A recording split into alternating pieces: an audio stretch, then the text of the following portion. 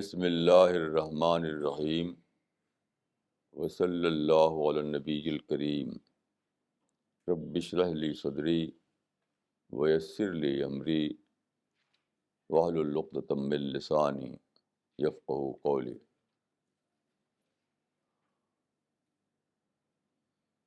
آج کا جو ٹاپک ہے وہ ہے اجتہاد۔ اجتہاد کا ورڈ عربک ورڈ ہے، لیکن اتنا زیادہ یوز ہوا ہے کہ سبھی لوگ اس کو جاننے لگے ہیں۔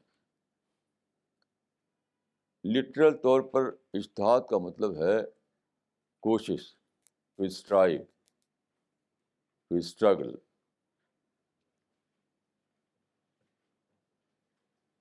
یہ مطلب ہوتا ہے بھرپور کوشش کرنا۔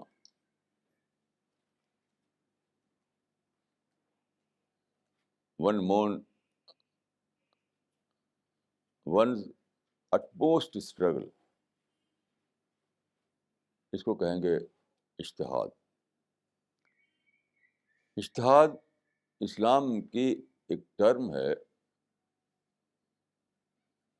جو اس میں بہت کچھ لکھا گیا ہے، اسی پر میں کچھ کہنے کی کوشش کروں گا۔ دیکھیے، عباسد پیریڈ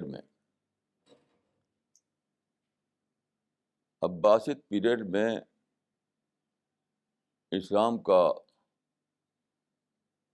اسلامی علوم کی تدوین ہوئی، یعنی حدیث اور فقہ، علم کلام، ہسٹری، سارے جو اسلامی علم ہیں وہ سب اسی زمانے میں باقاعدہ طور پر مدون ہوئے۔ اس سے پہلے بھی وہ موجود تھے، لیکن اس طرح نے موجود نہیں تھے جس طرح کہ آج ہم اپنی لائبریری میں پاتے ہیں۔ تو اجتہاد کا جو لفظ ہے اس کا تعلق ہے فقہ سے۔ تو فقہ میں جو لوگوں نے سوچا، فقہ کا مطلب ہوتا ہے اسلامک لا۔ اسلامک لا میں جو لوگوں نے کام کیا تو وہ فقیہ کہلاتے ہیں۔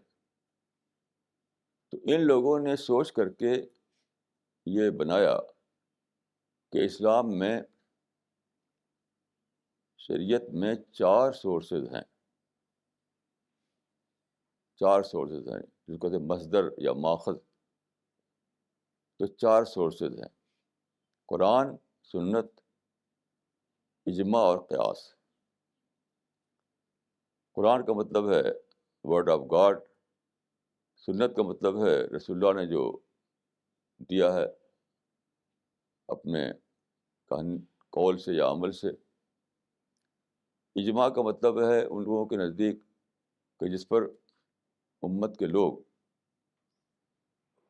کسی رائے پر اتفاق کرنے لگے ہوں، وہ اجماع ہے۔ قیاس کا مطلب ہوتا ہے گیس کرنا، یعنی سوچ کر کے اپنی عقل سے قرآن سنت کی روشنی میں رائے بنانا۔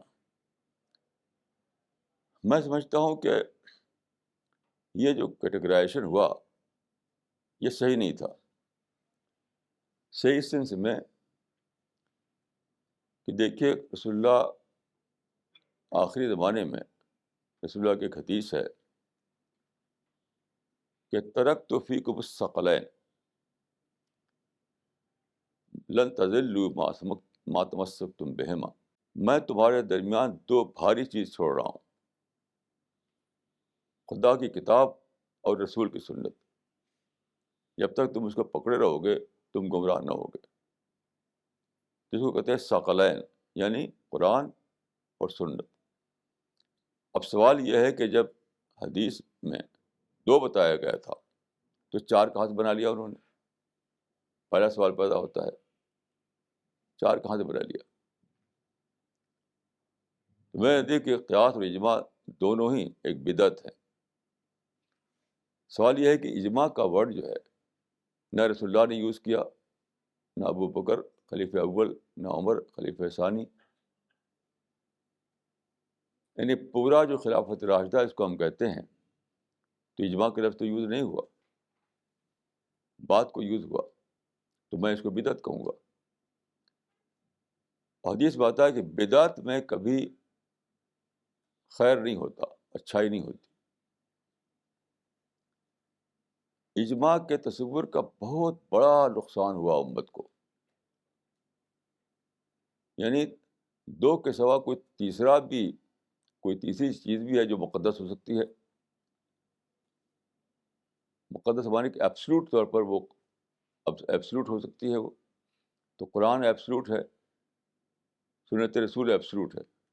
اب اجماع لگا دیا انہوں نے، اس میں ایک تیسری چیز بھی ایبسلوٹ بن گئی، تو کسی کو کیا رائٹ ہے کہ تیسری چیز کو مطلب ایبسلوٹ کے شامل کرے دین میں؟ یہ میرے نزدیک بدعت ہے۔ اب غور کیجئے کہ جب رسول اللہ دو کہہ رہے ہیں ثقلین، تو تین کہاں سے بنا لیا آپ نے؟ کہ ایک اور ہے اجماع، اس اجماع کو وہی درجہ دے دے گا پریکٹیکل طور پر جو قرآن کا اور سنت کا ہے۔ کیسے کسی کو یہ رائٹ ہے کہ وہ ایک اور چیز بڑھائے اس میں؟ اس کی وجہ سے بہت نقصان ہوا ہے۔ جسے ایک صاحب نے مجھ سے کہا، ابھی کل کی بات ہے، کہ میری جو کتابیں ہیں انہوں نے کہا کہ اس کو آپ پڑھیے، تو انہوں نے کیا کہا، پہلے علماء کی تصدیق لاؤ، علماء کا سرٹیفکیٹ لاؤ، تب ہم پڑھیں گے اس کو۔ بہت سے لوگ اسی میں مبتلا ہیں، اسی فریب میں کہ علماء کا سرٹیفکیٹ لاؤ۔ سوال ہے کہ علماء کا سرٹیفکیٹ کیوں لائیں ہم؟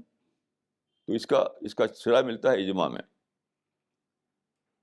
یعنی ادر دین قرآن سنت ایک اور انہوں نے گڑھ لیا، ایبسلوٹ سورس۔ کوئی بھی یہ نہیں کہتا کہ قرآن اور سنت کی دلیل لاؤ ہمارے لٹریچر پر۔ آج تک مجھے ایک انسان نہیں ملا ہے جو یہ کہے کہ ٹھیک ہے ان کی کتاب ہم پڑھیں گے، قرآن سنت میں کیا دلیل ہے اس کے لیے، کہ وہ قرآن سنت ہی پر بیس کرتی ہے وہ ساری کتابیں۔ تو کوئی آدمی یہ کہنے کی پوزیشن میں نہیں ہے ہمارے لٹریچر کے بارے میں کہ قرآن حدیث سے دلیل لاؤ، کیونکہ وہ سب قرآن حدیث ہی پر تو بیس کرتی ہے۔ اب کیا نکالا ہے؟ علماء کی تصدیق لاؤ۔ یہ علماء کی تصدیق جو نکلا ہے، یہ اسی اجماع کے کانسیپٹ سے نکلا ہے کہ دو کے سوا کوئی تیسرا بھی ہے سورس جو ایبسلوٹ ہے۔ کتنی بڑی گمراہی ہے بتائیے، کتنی بڑی گمراہی ہے، کھلی کھلی گمراہی ہے یہ۔ جب رسول اللہ یہ کہہ رہے ہیں کہ ترکت فیکم الثقلین، میں تمہارے درمیان دو بھاری چیز چھوڑ رہا ہوں۔ ثقل مانے بھاری چیز، بھاری چیز کا مطلب یہ ہے کہ ایبسلوٹ سورس آف ٹروتھ۔ اب سوچئے کہ جب رسول اللہ کہہ رہے ہیں کہ دو چیز، تو آپ نے تیسرا کیوں ملا دیا اس میں؟ یہ اجماع بھی ایک بھاری چیز ہے۔ یہ بلا شبہ بدعت ہے، اس سے بہت زیادہ گمراہی پیدا ہوئی ہے۔ اور قیاس تو ٹھیک ہے، میں غلط نہیں کہتا قیاس کو، لیکن قیاس کوئی بہت مقدس چیز نہیں ہے۔ دوسری بات ہے کہ قیاس کا خود سے آپ نے ایک لفظ کیوں ایجاد کیا، جبکہ اس کے لیے دوسرا لفظ قرآن سنت میں موجود تھا؟ دیکھیے، جس چیز کو ہم اجتہاد کر رہے ہیں، اس کے لیے قرآن میں جو لفظ ہے وہ استنباط ہے۔ یستنبطونہ 483، چیپٹر 4 ورس 83۔ تو لفظ استنباط قرآن میں آیا ہے، استنباط، اور حدیث میں اجتہاد آیا ہے۔ تو قرآن اور سنت کے سوا ایک اور لفظ ہے جو حدیث میں اجتہاد کہا گیا ہے جس کو، اور قرآن میں استنباط کہا گیا ہے۔ استنباط مینس انفرنس، انفرنس یعنی ایک ہے ٹیکسٹ سے نکالنا، ایک ہے انفرنس سے نکالنا۔ تو قرآن اور سنت دونوں اسلام کے ٹیکسٹ ہیں، TEXT۔ قرآن اور سنت دونوں کی حیثیت ٹیکسٹ کی ہے، اس کے بعد جو ہے وہ انفرنس ہے۔ اس انفرنس کو قرآن میں استنباط کہا گیا ہے، اسی کو حدیث میں اجتہاد کہا گیا ہے، بس. تو اب قیاس کہاں سے آ گیا اور اجماع کہاں سے آ گیا؟ کیا یہ کافی نہیں ہے؟ کیا ضرورت ہے اور زیادہ ٹرم بنانے کی؟ اس کی ضرورت ہی کیا ہے مجھے بتائیے. اس کی ضرورت کیا ہے؟ آپ یہ کہیے کہ اسلام میں یا دین میں جو ایبسلوٹ سورس ہے وہ قرآن اور سنت ہے. اب اس کے بعد کسی معاملے میں اگر تم کو چینجنگ سچویشن میں تم کو قرآن اور سنت میں ڈائریکٹ نہ مل رہی ہو کوئی آیت یا حدیث، تو پھر استنباط کر لو، انفلوئنس کر کے، سوچ کر کے، انفلوئنشیل وے میں اس کا معلوم کرو. بس سیدھی سی بات ہے. اب اس میں قیاس اور اجماع کو جوڑنے کی کیا ضرورت ہے؟ کوئی ضرورت ہی نہیں ہے. اس کی وجہ سے کتنی بڑی گمراہی پیدا ہوئی کہ لوگ سمجھنے لگے کہ دو کے سوا کہ تیسرا بھی ذریعہ ہے وہ اجماع. اجماع کن لوگوں کا؟ علماء کا اجماع. علماء کا اجماع کیا چیز ہے؟ علماء کا اجماع کیا چیز ہے؟ تو قرآن اور سنت جو ہے کہ سوا ایک اور ہے سورس، وہ علماء کا اجماع ہے. اسی لیے ہمارے لٹریچر والے پوچھتے ہیں کہ علماء کا سرٹیفکیٹ لاؤ. یہ کیوں نہیں کہتے قرآن کا اور حدیث کا ریفرنس لاؤ؟ اب بتائیے کہ سارا لٹریچر ہمارا بھرا ہوا ہے قرآن اور حدیث کے ریفرنسز سے، اور ایک تیسرا مانگتے ہیں وہ کہ علماء کا سرٹیفکیٹ لاؤ. میں کہتا ہوں کہ سارے علماء کا سرٹیفکیٹ اگر اویلیبل ہو تب بھی وہ غلط ہے. وہ جیسے میں بتاتا ہوں مثال آپ کو، دو اجماع موجودہ زمانے کا اور دونوں غلط، دونوں کے دونوں غلط. انڈیا میں جب برٹش دور تھا تو تمام علماء نے مل کر فتویٰ دیا کہ انڈیا دارالحرب ہے. تمام علماء نے، شاید ایک آدھ عالم اس میں شامل نہیں تھے، مولانا یعقوب صاحب شاید. صحیح کہ یہ اگر آپ اس کو مان لیں، آج تو سپر دارالحرب ہے. اگر برٹش دور میں انڈیا دارالحرب تھا تو آج سپر دارالحرب ہے، کیونکہ حالات تو بدلے نہیں. آج تو بابری مسجد توڑ دی گئی، برٹش دور میں کوئی مسجد توڑی نہیں گئی تھی. اور بہت ساری چیزیں، کمیونل رائٹس ہوئے. برٹش دور میں کمیونل رائٹس نہیں ہوا کرتے تھے. مسلمانوں کو بہت ساری شکایتیں ہیں، وہی شکایتیں نہیں ہوا کرتی تھی برٹش دور میں. وہ تو صرف فارن آکوپیشن کی بات تھی بس. تو اگر اس زمانے میں برٹش پیریڈ میں اسلام، برٹش پیریڈ میں انڈیا دارالحرب ہو گیا تھا تو آج سپر دارالحرب ہے. اب جانتے ہیں اگر ہم ایمان ہے تو کیا ہوگا؟ یہاں زندگی حرام ہو جائے گی، جاب کرنا حرام، بزنس کرنا حرام، رہنا حرام.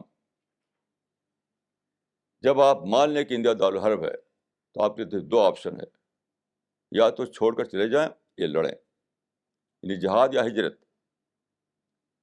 یا جہاد یا ہجرت. تو کوئی مسلمان اس لیے تیار ہے، کوئی مسلمان اس لیے تیار ہے کہ جہاد کرے یا پھر چھوڑ کے چلا جائے انڈیا کو. تو کتنا، میں اس کو بالکل ایبسرڈ فتویٰ سمجھتا ہوں. اگر اس پہ اجماع تھا علماء کا ہمارے، ہر وہ فتویٰ ایبسرڈ ہے جو آپ کے لیے زندگی کو امپاسبل بنا دے.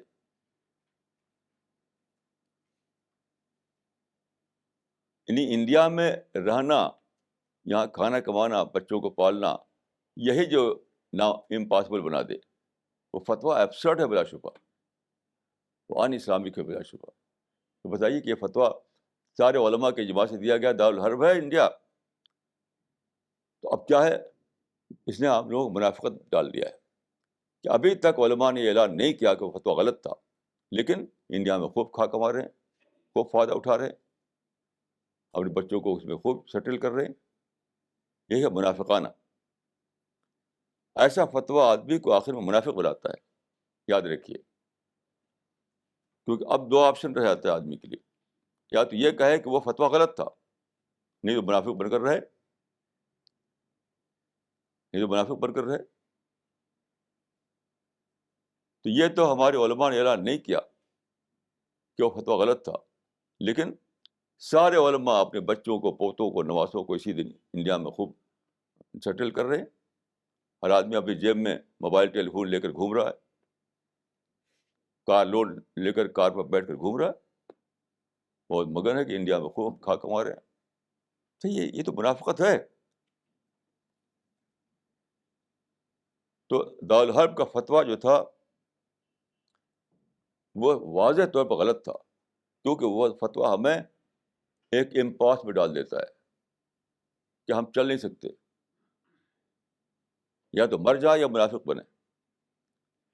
ایسے ہی عرب میں ہوا، تمام عرب نے مل کر فتویٰ دے دیا فلسطین کے بارے میں کہ جہاد فرض ہو چکا ہے مسلمانوں کے اوپر. اب جہاد فرض ہو چکا تو تم اپنے گھروں میں آرام سے کیوں رہ رہے ہو؟ یہ فتویٰ دے دیا کہ جہاد فرض ہو چکا ہے، اور پھر بھی ٹھاٹ سے رہ رہے ہیں ہر عرب. جس گھر میں جائیے عربوں کے جس گھر میں جائیے وہ ہنسی خوشی سے رہ رہے ہیں وہ. یہ تو حرام ہے.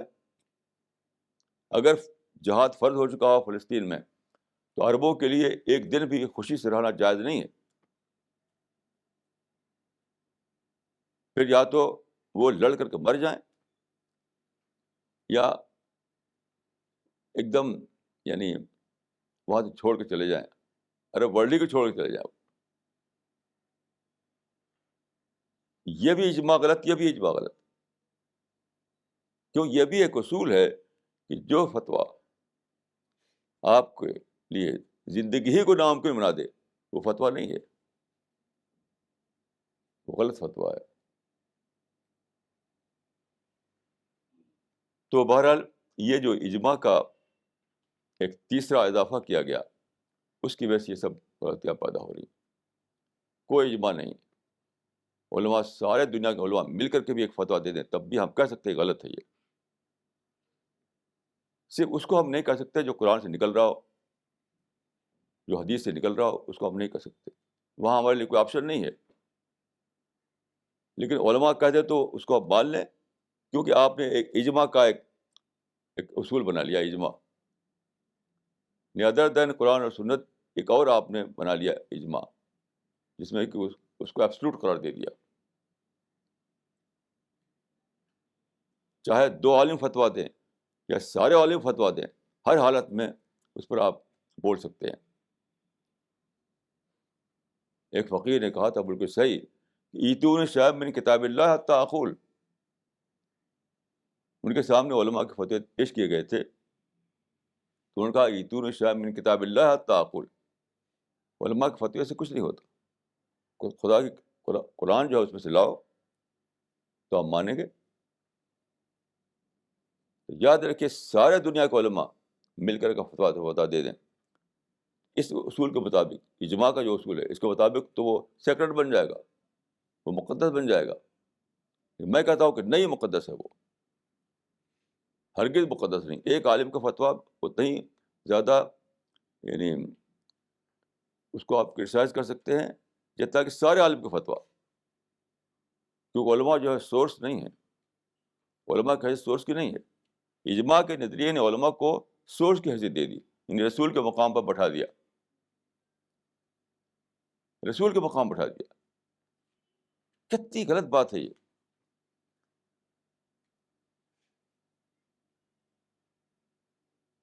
تو اجتہاد ہو تو کیسے ہو؟ اجتہاد ہو تو کیسے ہو؟ اسی چیز نے اجتہاد دروازہ بند کیا ہے. ایک سال مجھ سے کہا ایک عالم نے کہ صاحب کبھی علماء نے یہ اعلان نہیں کیا اب سے اجتہاد دروازہ بند ہے. میں نے کہا آپ غلط کہتے ہیں. یہ صحیح ہے کہ لفظوں میں یہ اعلان نہیں ہوا کہ دروازہ بند ہوگا اجتہاد کا، لیکن جو آپ نے بنا رکھا ہے تو پریکٹیکل طور پر ایسا ہوا کہ اجتہاد دروازہ بند ہو گیا پریکٹیکل طور پر.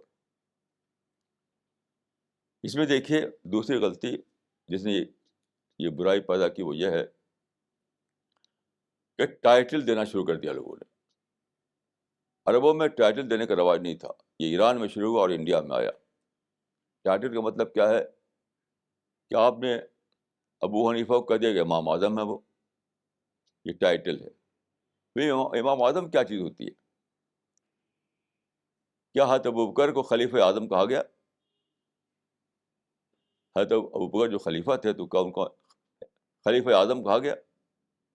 بس خلیفہ کہا گیا، امیر المومنین کہا گیا، بس وہ بھی امیر المومنین ہے، دوسرے لوگ بھی امیر المومنین، بس یہ امام اعظم کیا چیز ہوتی ہے؟ اگر یہ کوئی صحیح ہو تو سب سے پہلے حضرت ابوبکر کو کہتے لوگ کہ یہ خلیفہ اعظم ہے، یہ ایسے امام جوڑنے لگے ہیں۔ اب امام ابو حنیفہ، امام شافعی، امام حنبل، امام یہ امام وہ، یہ کہاں سے آیا؟ امام ابن تیمیہ، یہ امام کہاں سے لائے آپ؟ کیا صحابہ جو تھے ان میں امام ابو بکر اور امام عمر اور امام عثمان، امام علی کہا جاتا تھا؟ امام خالد اور امام ابو عبیدہ جراح؟ کچھ نہیں۔ یہ ٹائٹل دینا جو ہے یہ گمراہی ہے، ٹائٹل۔ یہ حسین سے شروع ہوا، امام حسین، اور پھر امام امام چلنے لگا۔ یہ میں کہتا ہوں کہ امام کا لفظ ایک بدعت ہے۔ وہی کہیے جو رسول اللہ کے زمانے میں تھا، جو صحابہ کے زمانے میں تھا، جو تابعین کے زمانے میں تھا، بس یہ ہے قرون ثلاثہ۔ قرون ثلاثہ جو ہے یہ زمان رسالت، زمان صحابہ، زمان تابعین، یہ قرون ثلاثہ ہے۔ اس زمانے میں جو چیز نہ بولی گئی ہو، نہ کی گئی ہو، وہ سب بدعت ہے۔ ایسی دیکھیے شہید، جس کو لکھے شہید جوڑ دیتے ہیں، فلاں شہید، فلاں شہید، فلاں شہید، یہ بدعت ہے واضح طور پر۔ کیوں؟ کیا کہا گیا کہ عمر شہید؟ کیا کہا گیا کہ عثمان شہید؟ کیا کہا علی شہید؟ کچھ نہیں، یہ بدعت ہے۔ یہ جب صحابہ کرام جو ہے وہ لڑے اسلام کی راہ میں اور مارے گئے وہ، لیکن شہید نہیں کہا گیا ان کو۔ آپ کیوں کہتے ہیں؟ آپ کیوں کہتے ہیں؟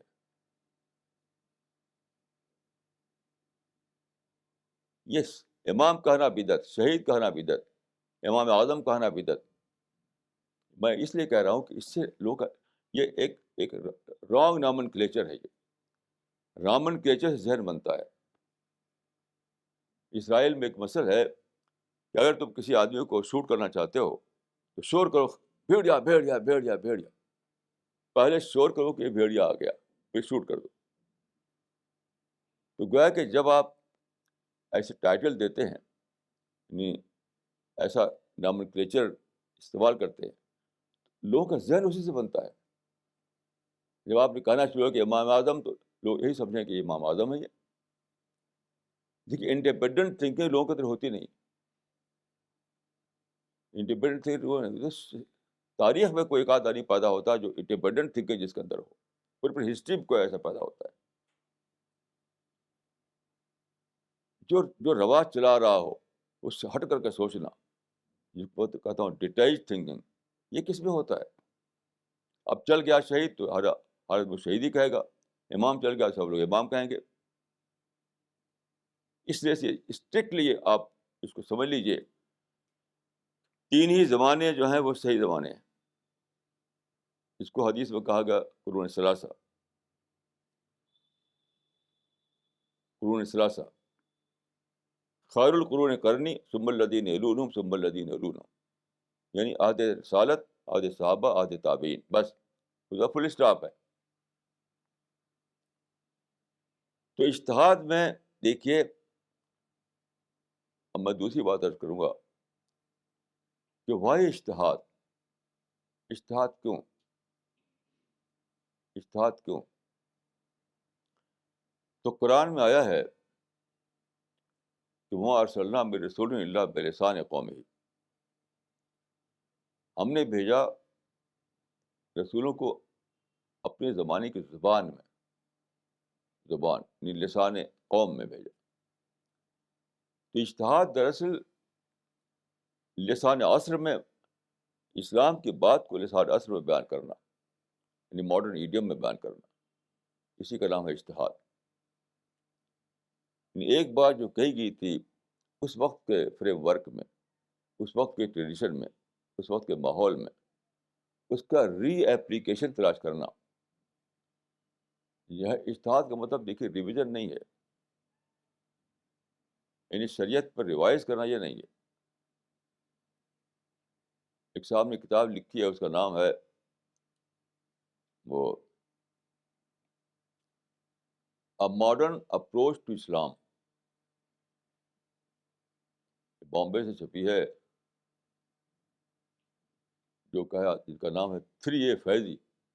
وہ کہے آتے ہیں 3A فیضی، بہت قابل آدمی تھے. تو A Modern Approach to Islam، انہوں نے کہا کہ اسلام میں ریویژن کی ضرورت ہے. ریویژن. اور ایسی بہت ساری کتابیں لکھی گئی ہیں اس ٹائپ کی جو یہ کہتی ہیں کہ اسلام میں ریویژن کی ضرورت ہے. ریویژنزم یعنی پھر سے ہم اس کو ریوائز کریں. یہ غلط ہے، یہ نظریہ غلط ہے بالکل. اسلام میں جو چیز ہے وہ ری اپلیکیشن ہے، ریویژن نہیں ہے. یعنی بدلے ہوئی حالات میں پھر سے اس کو ری اپلائی کرنا، یہ ہے اسلام میں. کیونکہ دیکھیے حالات بدلتے رہتے ہیں، اسی لیے فقہ میں یہ اصول ہے کہ تتغیر الاحکام بتغیر الزمان والمکان. یعنی زمان اور مکان کے بدلنے سے احکام بدل جاتے ہیں. تو یہ ایک حقیقت ہے کہ حالات بدلتے ہیں. اب انڈیا میں دیکھیے، پہلے کیا تھا انڈیا میں؟ راجا یہاں حکومت کرتے تھے. پھر کیا ہوا؟ مغل حکومت کرنے لگے. پھر کیا ہوا؟ برٹش حکومت کرنے لگے. پھر کیا ہوا؟ انڈیا کی پارٹیاں حکومت کرنے لگیں، کبھی یہ پارٹی کبھی وہ پارٹی. اس طرح سے حالات بدلتے ہیں. تو حالات کے بدلنے سے ضرورت پڑتی ہے کہ اسی اصول کو ری اپلائی کیا جائے، یعنی اس کی اسپرٹ کو باقی رکھتے ہوئے اس کی اسپرٹ کو باقی رکھتے ہوئے نئے حالات میں اس کا ری اپلیکیشن تلاش کیا جائے. جیسے مثال کے طور پر ایک آدمی بیمار ہو گیا، جب وہ تندرست تھا تو وضو کرتا تھا وہ. اب بیمار ہو گیا تو ڈاکٹر کہتا ہے کہ پانی مت استعمال کرو.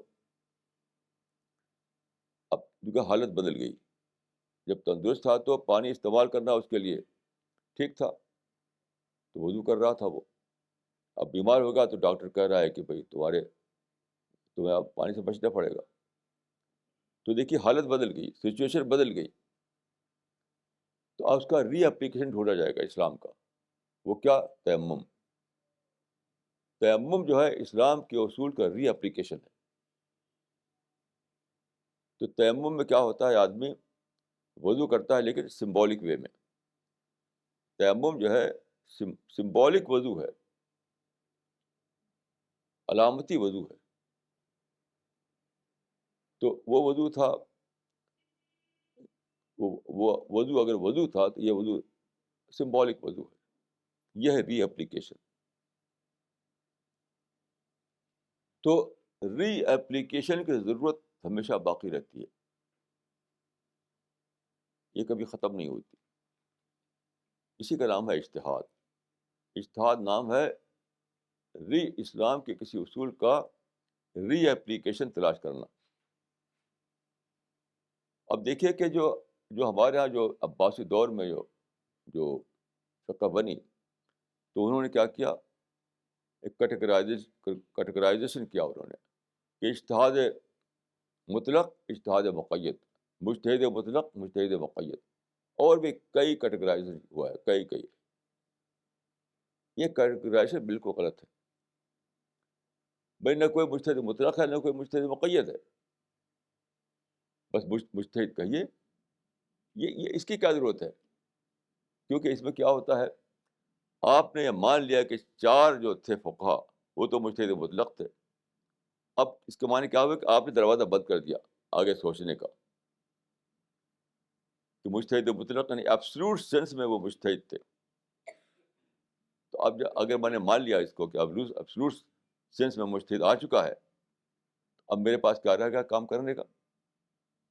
میرے پاس تو کوئی کام نہیں رہا. یہ ٹرمنالوجی غلط ہے.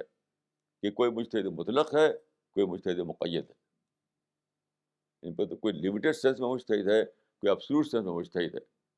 یہ بنایا گیا عباسی دور میں اس کو بالکل غلط سمجھتا ہوں.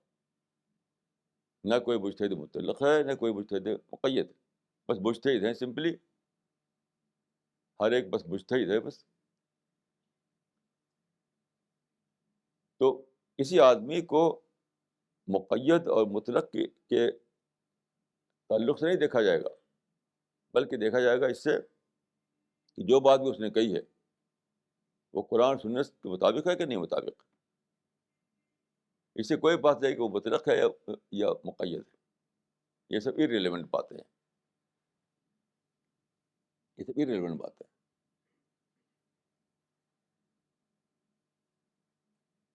اس قسم کے نامنکلیچر نے تباہ نقصان پہنچایا ہے کہ اجتہاد کا جو فائدہ ہے وہی ختم ہو گیا.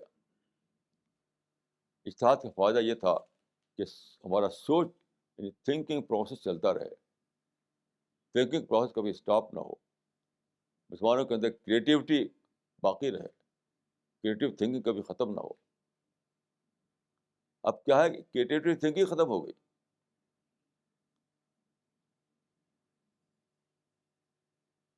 کریٹیو تھنکنگ ختم ہو گئی. اب صرف کیا ہے، اسٹیگنیشن اسٹیگنیشن اسٹیگنیشن.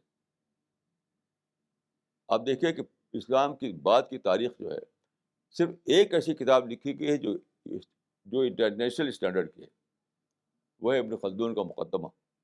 بس اس کے بعد کوئی ایک کتاب بھی مسلمان نہیں لے سکے جو جو انٹرنیشنل اسٹینڈرڈ کی ہو مقدمہ ابن خلدون کے بعد. کیوں؟ اسٹیگنیشن آ گیا، کریٹیوٹی ختم ہو گئی. ورنہ دوسرے لوگوں میں کیا وجہ ہے کہ بڑی بڑی بک لکھی جا رہی ہیں اسٹینڈرڈ، وقت کے اسٹینڈرڈ کے مطابق. لوگوں کو نوبل پرائز مل رہے ہیں. اب دیکھیے کیا ہوتا ہے پھر کہ مسلمانوں کو جب نوبل پرائز نہیں ملتا تو کیا کہتے ہیں، تعصب ہو رہا ہے، ڈسکریمنیشن ہو رہا ہے. انہیں مطلب جھوٹ بولنا پڑتا ہے. دیکھیے اگر آپ اپنی غلطی کو نہ مانیں تو آپ کو جھوٹ بولنا پڑے گا. جیسے کشمیر میں، فلسطین میں اگر آپ یہ نہ مانیں کہ ہم جھوٹا جہاد کیا ہم نے، تو آپ کو کیا کرنا پڑے گا کہ یہودی ظالم ہے، ہندو ظالم ہے. یہ جھوٹ ہوگا. یہ دنیا میں کوئی ظالم نہیں ہوتا کسی کا. ہم اپنی بیوقوفی کی پرائز دیتے ہیں. عربوں نے اپنی بیوقوفی کی پرائز دی اور دے رہے ہیں، کشمیری اپنی بیوقوفی کی پرائز دی اور دے رہے ہیں. لیکن کیا کہتے ہیں کہ ہندو ظالم ہے، کیا کہتے ہیں اسرائیل ظالم ہے. یہ جھوٹ ہے. جھوٹ کیوں بولتے ہیں؟ یہ کہنے کو تیار نہیں کہ وی ویر رانگ، ہم نے غلطی کی، ہم نے جہاد چھڑا. یہ تیار نہیں کہنے کے لیے، نہ کشمیری نہ فلسطینی. اور جہاں جہاں جہاد ہو رہا ہے، جہاں جہاں، کہیں بھی لوگ یہ کہنے کو تیار نہیں کہ ہم نے جھوٹا جہاد کیا. جھوٹا جہاد کیوں میں کہتا ہوں؟ قرآن میں ہے کہ اعدوا لہم ما استطعتم من قوت ورباط الخیر ترہبون بہ عدو اللہ وعدوکم. جہاد کی شرط کیا ہے؟ آپ کے پاس قوت مرہبہ ہو. سورہ انفال میں پڑھ لیجیے آپ. قرآن کی سورہ انفال میں یہ آیت ہے کہ جہاد کی شرط ہے قوت مرہبہ. قوت مرہبہ کے معنی کہتے ہیں، اس کا مطلب ہوتا ہے کہ اتنا دبدبہ ہو آپ کا کہ فریق ثانی جو ہے آپ کے دبدبے سے سہم جائے. جیسے عباسی دور میں ایک بار ایسا ہوا کہ ایک قبیلے نے بغاوت پر آمادہ ہو گیا. ایک قبیلہ جو ہے بغاوت پر آمادہ ہو گیا. تو انہوں نے کہا کہ وہاں خلیفہ سے کہ وہاں ایک فوج بھیجی جائے، فوج. تو خلیفہ نے کہا یہ فوج نہیں بھیجنی، ہم ایک خط لکھیں گے اور سہم جائیں گے وہ. تو خلیفہ نے ایک دھمکی خط لکھا، چپ چاپ بیٹھو، بغاوت کو ختم کرو، ورنہ ہم فوج بھیجیں گے جو کو تہس نہس کر دے گا تمہارا. اس کے بعد صاحب چپ چاپ بیٹھ گئے. اسی پہ شاعر نے کہا تھا کہ جہاں لوگ فوج بھیجتے ہیں وہاں ہم خط بھیج دیتے ہیں. اس شعر کا مطلب یہ ہے کہ جہاں لوگ فوج بھیجتے ہیں، آرمی، وہاں ہم صرف خط بھیج دیتے ہیں اور سب لوگ ٹھیک ٹھاک ہو جاتے ہیں. یہ ہے قوت مرحبہ. ایسے ہی آپ نے دیکھا تھا کینیڈی کے زمانے میں کہ کیوبا میں رشیا جو ہے لایا بہت سارے جہاز وہاں پر ملٹری بیس بنانے کے لیے. کینیڈا نے دھمکی دی کہ آپ ڈسٹرائے کر دیں گے, بھاگو یہاں سے, ڈسٹرائے کر دیں گے, ڈسٹرائے کر دیا جائے گا. اور اس کے بعد راتوں رات رشین جہاز واپس چلے گئے کیوبا سے چھوڑ کر کے. یہ ہے قوت مرحبہ. کیا آپ کہہ سکتے ہیں کہ پاکستان کے پاس, افغانستان کے پاس, عراق کے پاس, فلسطینیوں کے پاس, کشمیریوں کے پاس قوت مرحبہ تھی؟ کوئی بھی تو ہار کیوں گئے؟ تو بلا اعداد کے جہاد کرنا تو اسلام میں جائز ہی نہیں ہے. تو ایک ناجائز فعل آپ کہتے ہیں اور کہتے ہیں کوئی جہاد ہے, جب ہارتے ہیں تو کہتے ہیں ظلم ہے, کہتے ہیں سازش ہے. تو یہ اسلام ہے؟ یہ اسلام ہے یہ؟ ہاں, وہ شعر اس طرح سے ہے, اذا ما ارسل الامراء جیشا الی الاعداء ارسلنا الکتاب. اذا ما ارسل الامراء جیشا الی الاعداء ارسلنا الکتاب. جہاں لوگ آرمی بھیجتے ہیں اپنے دشمنوں کے پاس, وہاں ہم صرف خط بھیج دیتے ہیں اور اس سے معاملہ ٹھیک ہو جاتا ہے. یہ جہاد ہی نہیں ہے. یہ جہاد سے پہلے اعداد ہے. قرآن کے مطابق, سورہ انفال کے مطابق جہاد سے پہلے اعداد ہے. اعداد کتنا؟ اتنا اعداد کہ وہ مرحبا بن جائے, دشمن کو خوف زدہ کر دے, دشمن سام جائے. کیا مجھے بتائیے کیا ایسا ہوا ہے؟ کچھ بھی نہیں. ہر جگہ ہم ہار رہے ہیں.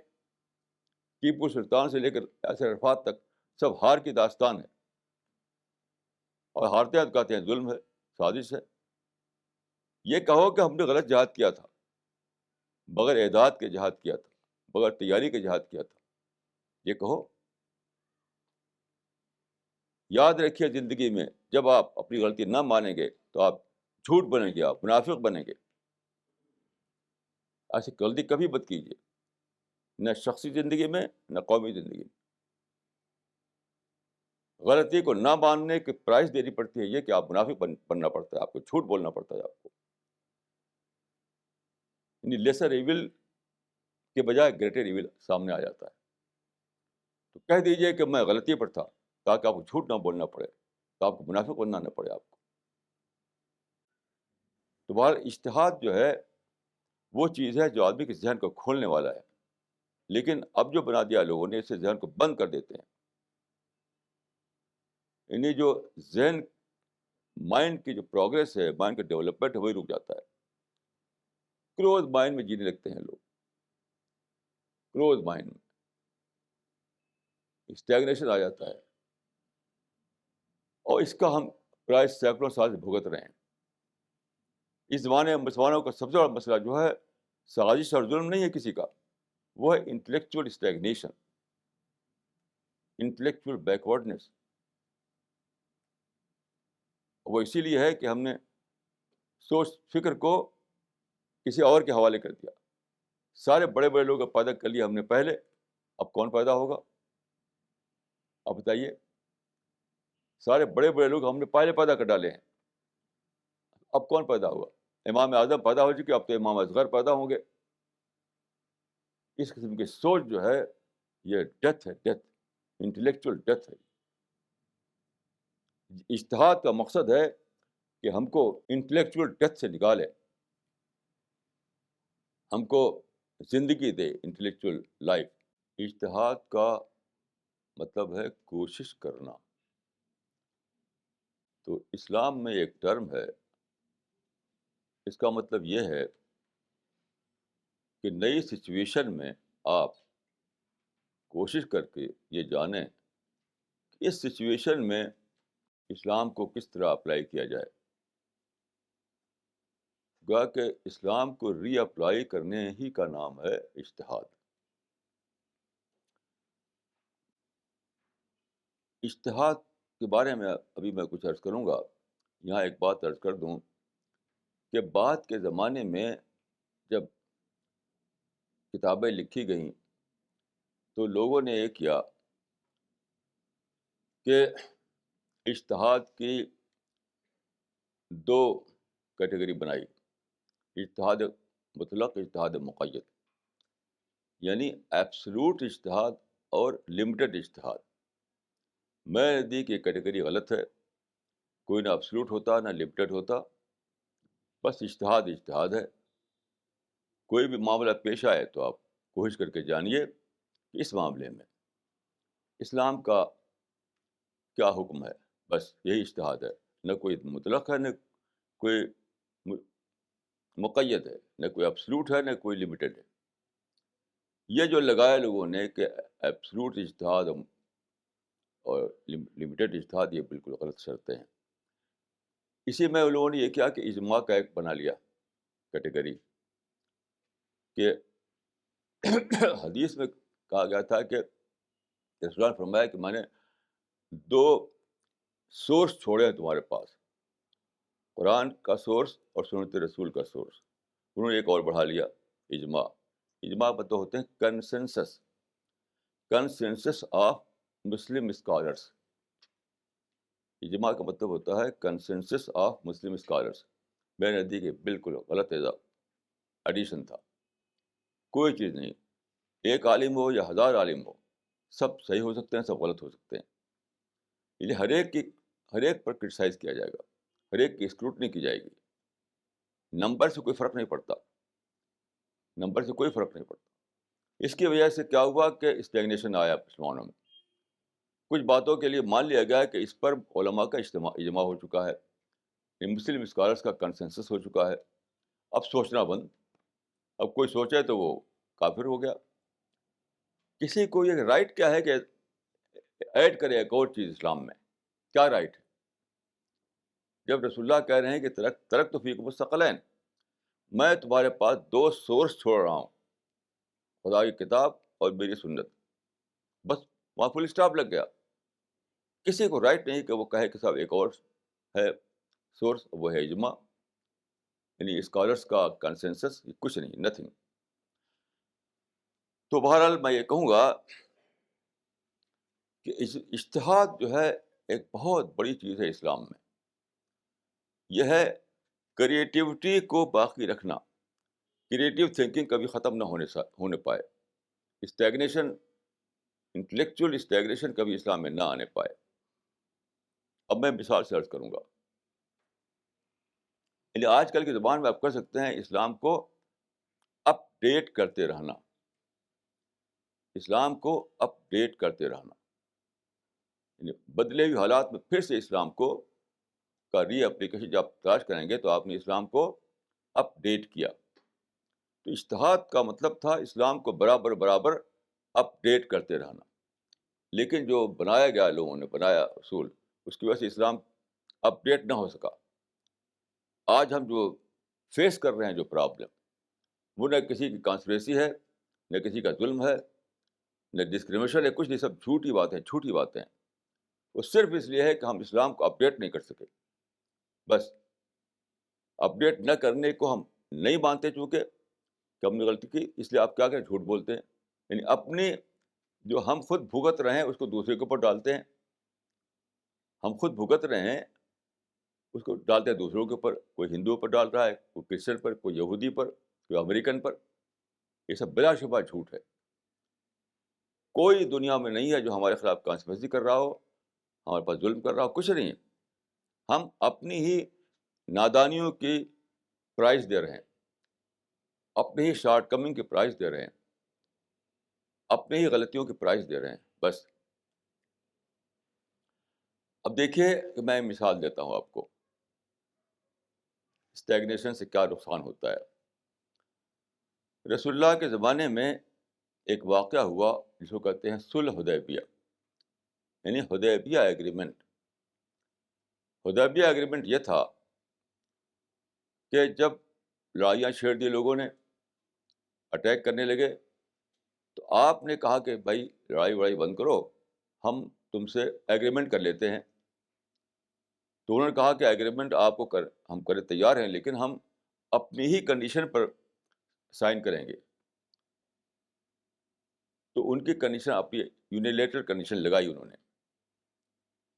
اس میں ایک بہت بڑی چیز ہے، وہ اس کو سمجھیے آپ. رسول اللہ مدینہ سے روانہ ہوئے کہہ کر کے ہم مکہ جا کر عمرہ کریں گے. 1400 آدمی آپ کے ساتھ تھے. یعنی مدینہ سے آپ یہ کہتے ہیں کہ ہم جائیں گے مکہ، عمرہ کریں گے. 1400 آدمی آپ کے ساتھ ہو جاتے ہیں. چلتے چلتے آپ پہنچتے ہیں حدیبیہ کے مقام پر.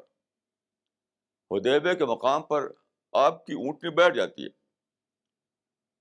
جس اونٹنی پہ آپ جا رہے تھے، آپ کی ایک خاص اونٹنی تھی، تو وہ بیٹھ جاتی ہے. تو آپ کہتے ہیں کہ بس اب میں اس سے آگے نہیں جاؤں گا. تو لوگ سمجھتے ہیں کہ اونٹنی نے جو اینیمل کی ہیبٹ ہوتی ہے وہ بات ہوئی یہاں پر. آپ نے کہا کہ نہیں، اینیمل کی بات نہیں ہے، خدا حکم ہے کہ میں بس یہی ٹھہر جاؤں. آپ وہاں ٹھہر جاتے ہیں حدیبیہ کے مقام پر، اور کہتے کیا ہیں کہ جو بھی کنڈیشن پیش کریں گے وہ لوگ، میں اس کو مان لوں گا، پرووائڈڈ پیس مل جائے مجھے. پیس مل جائے تو جو بھی وہ کنڈیشن کرے گا وہ مان لوں گا. یہ آپ کہتے ہیں. چنانچہ یہی ہوا. حدیبیہ ایگریمنٹ جو ہے اس طرح ہوا کہ آپ کے جو آپ کے خلاف جو لوگ تھے، جو قریش کہا جاتا ہے ان کو، مکہ کے قریش، تو انہوں نے اپنے ہی حساب سے ساری کنڈیشن پیش کی، یونیلیٹرل کنڈیشن جو ان کے فیور میں تھی. ساری کنڈیشن جو لکھی گئیں آپ پڑھ لیجئے کتابوں میں، الوداع والنہایہ میں پڑھ لیجئے، سیرت ابن کثیر میں پڑھ لیجئے، کہیں بھی پڑھ لیجئے آپ. ساری کنڈیشن جو حدیبیہ ایگریمنٹ میں لکھی گئیں وہ سب کے سب قریش کے فیور میں تھی. صرف اتنی بات جو آپ چاہتے تھے وہ اس میں لکھی گئی کہ ہم 10 سال تک لڑائی نہیں کریں گے، ڈائریکٹ نہ ڈائریکٹ نہ انڈائریکٹ، بس. تو حدیبیہ رسول اللہ کی نظر میں 10 سال کا نو وار پیکٹ تھا. 10 سال کا نو وار پیکٹ، بس. اس کے بعد آپ چلے آئے. آج کل سارے دنیا کے مسلمان، چاہے وہ کشمیر کے ہوں، چاہے فلسطین کے ہوں، چاہے کہیں کی بھی ہوں، کیا کہتے ہیں؟ ایک ایسی بات کہتے ہیں جو بیس لیس ہے، ان نیچرل ہے، ان اسلامک ہے. وہ کیا کہتے ہیں؟ ارے بھائی ہم پیس تو چاہتے ہیں لیکن پیس وتھ جسٹس چاہتے ہیں. رسول اللہ نے پیس وتھ جسٹس نہیں لیا تو تم کون ہوتے ہو یہ کہنے والے؟ یا تو کہو کہ ہم رسول اللہ کی امتی نہیں ہیں، ہم رسول کو رسول نہیں مانتے. یہ بولو. رسول راضی ہو گئے. حدیبیہ ایگریمنٹ میں کوئی آپ کو جسٹس نہیں ملا تھا. ان جسٹس پر آپ نے ایگریمنٹ کیا تھا، ان جسٹس پر. یعنی لینڈ مکہ والوں کے پاس باقی رہے گی. یہ نہیں کہا رسول اللہ نے کہ چلے ہم لینڈ آپ کو دے دیتے ہیں، اس میں اتنی آپ لے لیجیے، اتنی ہم رہیں گے. کچھ بھی، ساری لینڈ ان کے پاس رہی، ساری رسول اللہ کے اصحاب رسول کی پراپرٹی ان کے پاس رہی، سب کچھ ان کے پاس رہا. تو رسول اللہ نے جو حدیبیہ ایگریمنٹ کی تھی اس میں سب کچھ انجسٹس کیا گیا تھا آپ کے ساتھ. اور آج کل کیا کہتے ہیں سارے مسلمان مجھ کو چھوڑ کر کہ ٹھیک ہے پیس وتھ جسٹس ہم چاہتے ہیں. عرب کہتے ہیں السلام مع العدل، السلام مع العدل. میں کہتا ہوں کسی مسلمان کو کہنے کا رائٹ نہیں ہے جب تک اعلان نہ کرے کہ میں رسول کا امتی نہیں ہوں، میں قرآن کو نہیں مانتا، میں حدیث کو نہیں مانتا.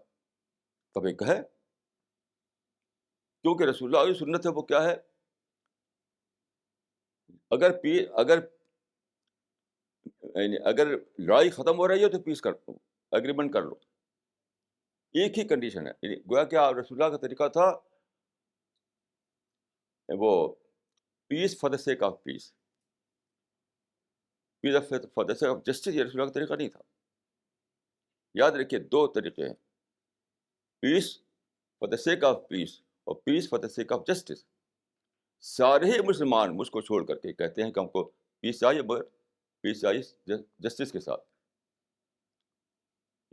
آپ کہہ سکتے ہیں آپ کو رائٹ ہے کہنے کا، لیکن آپ پھر مسلمان نہیں کہیے اپنا آپ کو کہ میں اسلام کو چھوڑ دیا.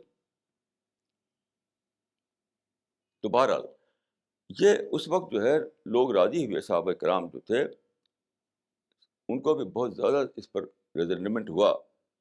لیکن حضرت ابوبکر نے کہہ دیا کہ دیکھو یہ رسول کا معاملہ ہے، ہماری کوئی اس میں رائے نہیں ہے، جو رسول کہہ رہے ہیں اس کو ماننا پڑے گا. اس وقت بھی یہی کہا گیا حضرت ابوبکر کی زبان سے کہ بھائی دیکھو یہ رسول کہہ رہے ہیں، رسول جو کہہ رہے ہیں وہ خدا کی طرف سے ہے، تو ہمیں ماننا پڑے گا. اور لوگ مان گئے. اس کے بعد کیا ہوا، اس کا جو رزلٹ نکلا بہت شاندار تھا کہ حدیبیہ ایگریمنٹ سے نکلا کیا، انا فتحنا لک فتح مبینہ، یعنی سب سے بڑی وکٹری جو اسلام میں آئی وہ حدیبیہ ایگریمنٹ کے ذریعے آئی. اب میں یہ کہتا ہوں یہ بات کہ اس زمانے میں نے یہ کہا مسلمانوں سے کہ حدیبیہ ایگریمنٹ کا جو پرنسپل ملتا ہے میں اس کو اپناؤ ہر جگہ، چاہے فلسطین ہو، چاہے کشمیر ہو، چاہے اور جتنی جگہ ادھر ادھر ہے، ہر جگہ. سب لوگوں نے مجھ سے کہا کہ بزدلی سکھاتے ہیں. کیوں بزدلی سکھانے کہا انہوں نے؟ کیونکہ ضرورت ہے اس زمانے میں کہ اس کو پھر سے ری ڈیفائن کیا جائے اجتہاد کے ذریعے. اجتہاد کا مطلب ہوتا ہے ری ڈیفائن کرنا. تو حدیبیہ ایگریمنٹ کو آپ ری ڈیفائن کرنا پڑے گا آپ کو، تاکہ لوگوں کا مائنڈ ایڈریس ہو، لوگ سمجھیں. اب میں بتاتا ہوں آپ کو ری ڈیفائن کرنے کا مطلب کیا ہے. دیکھیے ابھی میری بات ہوئی اسی موضوع پر، تو میں نے کہا کہ دیکھیے یہ جو بات ہے peace for the sake of peace, peace for the sake of justice, جو یہ چل رہا ہے قصہ جھگڑا ہر جگہ، تو میں نے کہا کہ دیکھیے چیزوں کو دیکھنے کے دو طریقے ہیں، چیزوں کے معاملے میں ڈیسائیڈ کرنے کے دو طریقے ہیں. ایک ہے کہ چیزوں کو آپ ان ٹرم آف پرنسپل دیکھیں، آپ جو رائے بنائیں وہ چیزوں کو دیکھیں ان ٹرم آف پرنسپل. ایک ہے ان ٹرم آف ریزلٹ. ایک ہے حدیبیہ ایگریمنٹ کو آپ ان ٹرم آف پرنسپل دیکھیں، ایک ہے آپ اس کو ان ٹرم ریزلٹ دیکھیں. تو جب آپ ان ٹرم آف پرنسپل دیکھیں گے تو لگے گا بہت غلط ہو رہا ہے یہ کام، کیونکہ ہم کو حق تو ملا نہیں، ہم کو رائٹ تو ملا نہیں، ہم کو جسٹس تو ملا نہیں. لیکن آپ ان ٹرم ریزلٹ دیکھیں گے تو کہیں گے بہت بڑی چیز ہے یہ. کیوں؟ حدیبیہ ایگریمنٹ نے اپرچونیٹیز کھول دی، دعویٰ اپرچونیٹیز جو پہلے بند ہو گئی تھی، اب خوب دعویٰ ورک ہونے لگا. اتنا اسلام پھیلا کہ 2 سال کے اندر یہ ہوا کہ حدیبیہ ایگریمنٹ کے وقت آپ کے ساتھ کل 1400 آدمی تھے کل، اور 2 سال کے اندر 10,000 آدمی ہو گئے. صرف نمبر جو ہے وہ کافی ہو گیا کہ لوگ سرنڈر کر دیں. تو ایک ہے چیزوں کو ان ٹرم آف پرنسپل دیکھنا، ایک ہے چیزوں کو ان ٹرم آف ریزلٹ دیکھنا. تو حدیبیہ ایگریمنٹ جو ہے وہ ان ٹرم آف ریزلٹ دیکھنے کی مثال ہے. اور جو مسلمان یہ کہتے ہیں کہ پیس ود جسٹس، وہ چیزوں کو ان ٹرم آف پرنسپل دیکھنا چاہتے ہیں، جو پاسبل نہیں ہے. دنیا میں آپ اکیلے نہیں ہیں، دنیا میں دوسرے لوگ ہیں، ان کا بھی انٹرسٹ ہے. تو جب بھی آپ انسسٹ کریں گے ان ٹرم آف پرنسپل تو آپ ہی کو ہارنا پڑے گا. دیکھیے اسلام کا اصول کیا ہے، میں ایک مثال دیتا ہوں آپ کو. رسول اللہ کے بارے میں آپ پڑھتے ہیں کہ جب رسول اللہ اکیلے نماز پڑھتے تھے اکیلے، تو لمبی لمبی سورہ پڑھتے تھے، سورہ البقرہ پڑھ رہے ہیں، سورہ آل عمران پڑھ رہے ہیں. لیکن جب آپ جماعت سے پڑھتے تھے تو کیا کرتے تھے، چھوٹی سورہ پڑھ دیتے تھے، چھوٹی سورہ الم تری کیف، قل هو اللہ احد، چھوٹی سورہ. کیونکہ بہت سارے لوگ ہیں جو بوڑھے بھی ہیں، جوان بھی ہیں، بچے بھی ہیں، عورتیں بھی ہیں. اس کا مطلب اس سے کیا پرنسپل نکلا، جب معاملہ آپ کا اپنی ذات کا ہو، اپنے آپ کا معاملہ ہو، تو آپ چیزوں کا ان ٹرم آف پرنسپل دیکھیے. یہ اسلام سے نکلتا ہے کہ جب معاملہ آپ کا اپنی ذات کا ہو تو آپ چیزوں کو ان ٹرم آف پرنسپل دیکھیے. لیکن جب معاملہ سوسائٹی کا ہو، فیملی کا ہو، نیشن کا ہو، دوسروں کا ہو، تو چیزوں کو ان ٹرم آف ریزلٹ دیکھیے، ان ٹرم آف ریزلٹ. اسی لیے حضرت عمر نے کہا تھا کہ لیس العاقل الذی یعرف الخیر من الشر ولکنہ الذی یعرف خیر الشرین، کہ وائز آدمی وہ نہیں ہے وائز آدمی وہ نہیں جو چیزوں کو گڈ اور بیڈ کے روپ میں دیکھے. نہیں, وائز آدمی وہ جس چیزوں کو لیسر ایول اور گریٹر ایول کے روپ میں دیکھے. ان کا مطلب یہ تھا کہ اس دنیا میں ہمارے لیے سوشل لائف میں, پرسنل لائف میں نہیں, سوشل لائف میں, نیشنل لائف میں, انٹرنیشنل لائف میں ہمارے چوائس گڈ اور بیڈ کا نہیں ہوا کرتا ہے, لیسر ایول اور گریٹر ایول کا ہوا کرتا ہے. اب سارا مسلم مائنڈ جو ہے دنیا میں ون ٹو آل یہ جانتے ہی نہیں تھا اس بات کو. وہ پرنسپل چلانا چاہتے ہیں, جسٹس چلانا چاہتے ہیں, جو کہ پاسبل نہیں ہے. اپنی ذات کے معاملے میں کوئی ایسا نہیں کرتا. عجیب چیز میں نے دیکھی کہ لوگ منافقت میں جیتے, منافقت میں اپنی ذات کے معاملے میں ہر آدمی پریکٹیکل بنا رہتا ہے, اور دوسرے کے معاملے میں دوسرا یارڈ اسٹک ہوتا ہے اس کے پاس, اور وہ ہے آئیڈیالزم کا یارڈ اسٹک. کیا یہ منافقت نہیں ہے؟ یہ یاد رکھیے, اپنی ذات کے معاملے میں آپ یہ کر سکتے ہیں کہ صرف پرنسپل کو دیکھیں بس, لیکن اب دوسروں کے جب معاملہ پیش آئے گا, چاہے ماں باپ کا معاملہ ہو, بیٹا بیٹی کا معاملہ ہو, بہو اور شوہر, بہو اور داماد کا معاملہ ہو, چاہے نیشن کا ہو, چاہے انٹرنیشنل لائف میں ہو, ہر جگہ آپ کو چیزوں کو ریزلٹ کے ٹرم میں دیکھنا پڑے گا. ان ٹرم آف پرنسپل اگر دیکھیں گے تو آپ ہاریں گے, اور ان ٹرم ریزلٹ آپ دیکھیں گے تو آپ جیتیں گے. یہ ہے اسلام کا پرنسپل, یہی اجتہاد ہے کہ جو چیز حضرت ابوبکر نے کہی تھی کہ بھائی یہ رسول اللہ کی بات ہے, اس کو تو ہم ماننا پڑے گا, اسی کو میں آپ کو کہہ رہا ہوں ریزن کے حوالے سے. سیم بات کو یہ ری اپلیکیشن, یہ ری ڈیفینیشن. اجتہاد کا مطلب ہے چیزوں کو ری ڈیفائن کرنا. تو جس بات کو حضرت ابوبکر نے کہا تھا اس طریقے سے کہ بھائی یہ رسول اللہ کی بات ہے, اس کو ماننا پڑے گا, اسی کو اس زمانے میں جب کہ ریزن کا زمانہ ہے, لوگ عقل سے سوچتے ہیں, تو آپ کو ری ڈیفائن کرنا پڑے گا ان ٹرم آف ریزن. وہ میں کر رہا ہوں. یہ مطلب ہے اس آیت کا کہ وما ارسلنا من رسول الا بلسان قومہ, ہر رسول کو ہم نے بھیجا اپنے کنٹمپریری پیپل کی لینگویج میں, کی لسان میں. یہی بات حدیث میں اس طرح آئی ہے کہ ان یکون بصیرا بزمانہ, کہ اس آدمی کو اپنے زمانے کا کو جاننے والا ہونا چاہیے. اب میں آپ کو ایک اور مثال دیتا ہوں کہ کیوں اسلام اس زمانے میں بلینڈ ایلی میں چلا گیا, امپاس میں چلا گیا. مسلمانوں کے لیے راستہ بند ہے ہر طرف. کیوں؟ اس کی وجہ کہ اجتہاد نہیں کر پائے وہ. دیکھیے عباسی زمانہ میں کیا تھا, مسلمانوں کا امپائر بنا ہوا تھا.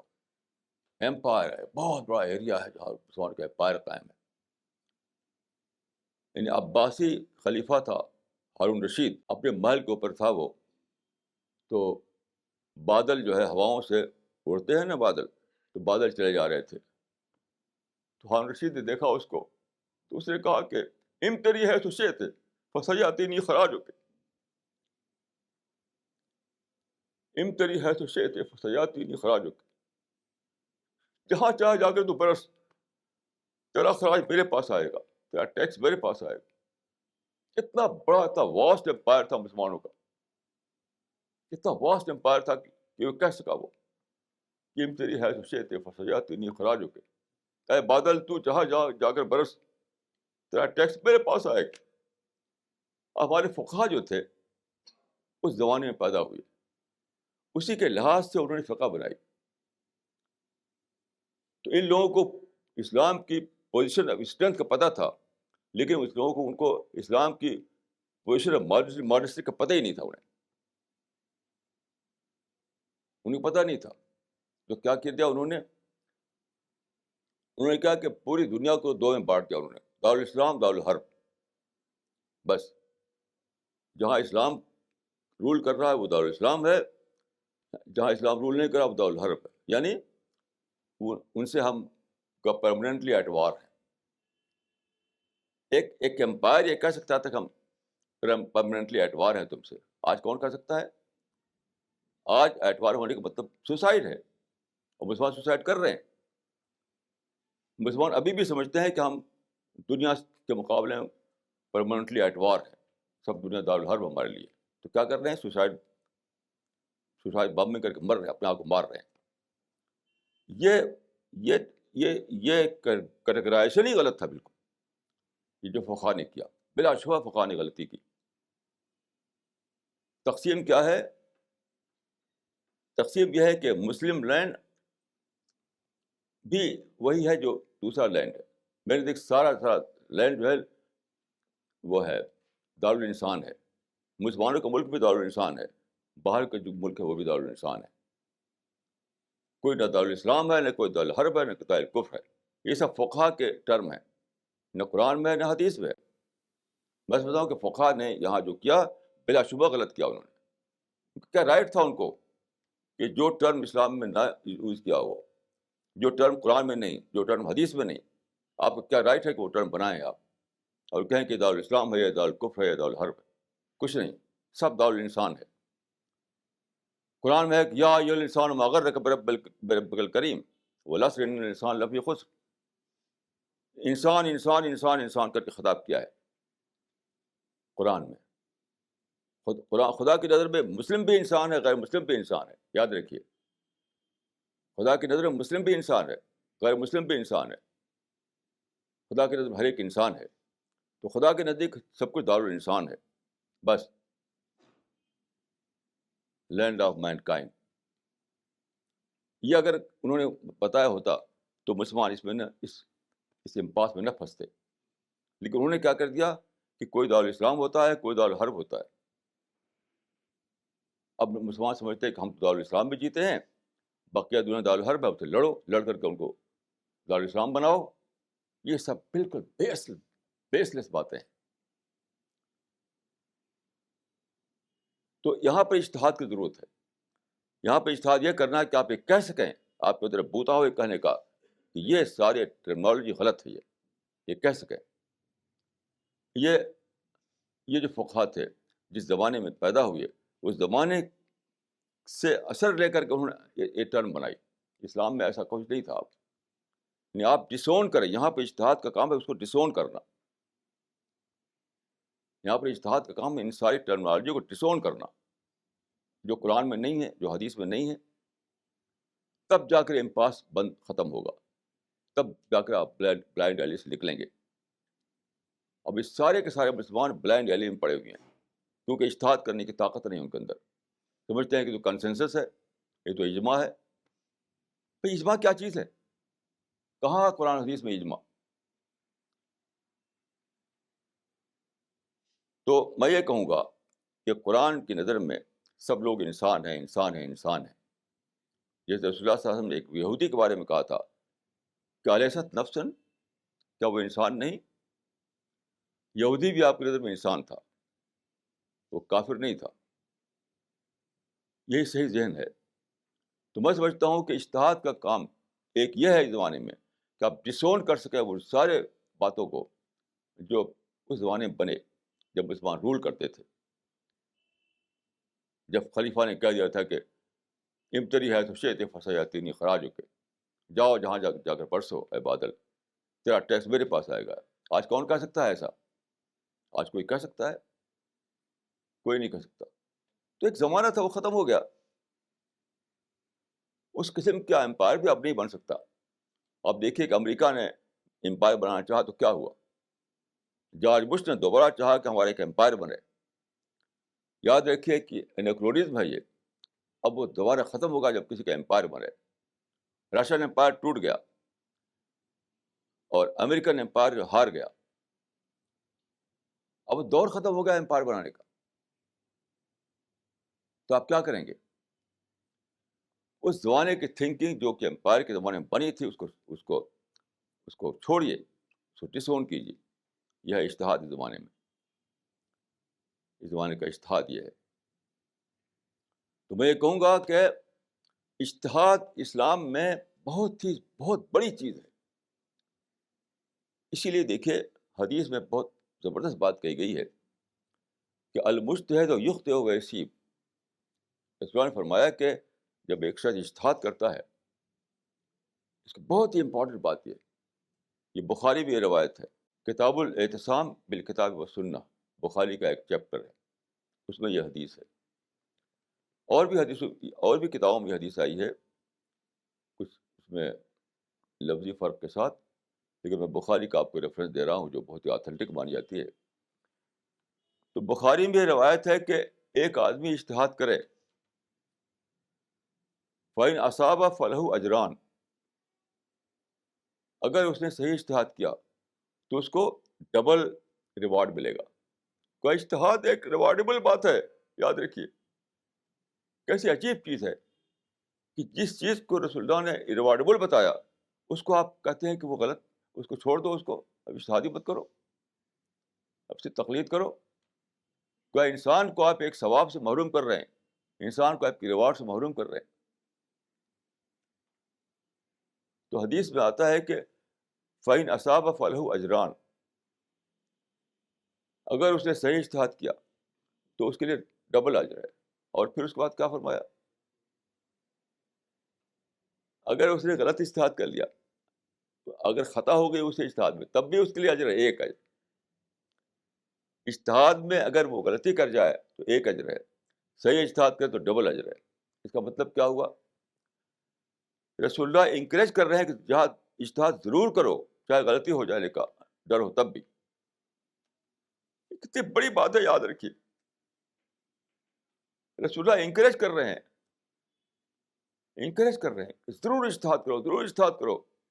اسے نہ ڈرو کہ تم سے غلطی ہو جائے گی، غلطی ہو جائے گی تب بھی خدا تم کو ایک اجر دے گا، ایک ریوارڈ دے گا. صحیح ہوگا تو ڈبل ریوارڈ دے گا.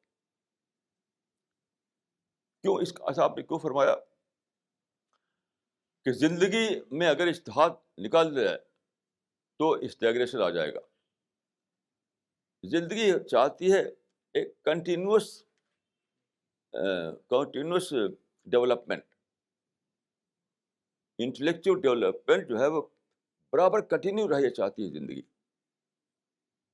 جن لوگوں کی سوچ رک جائے ان کے اندر اسٹیگنیشن آ جائے گا. تو سوچ نہ رکے، تھنکنگ نہ رکے، اسی لیے آپ نے انکریج کیا کہ تھنکنگ جاری رکھو، تھنکنگ جاری رکھو.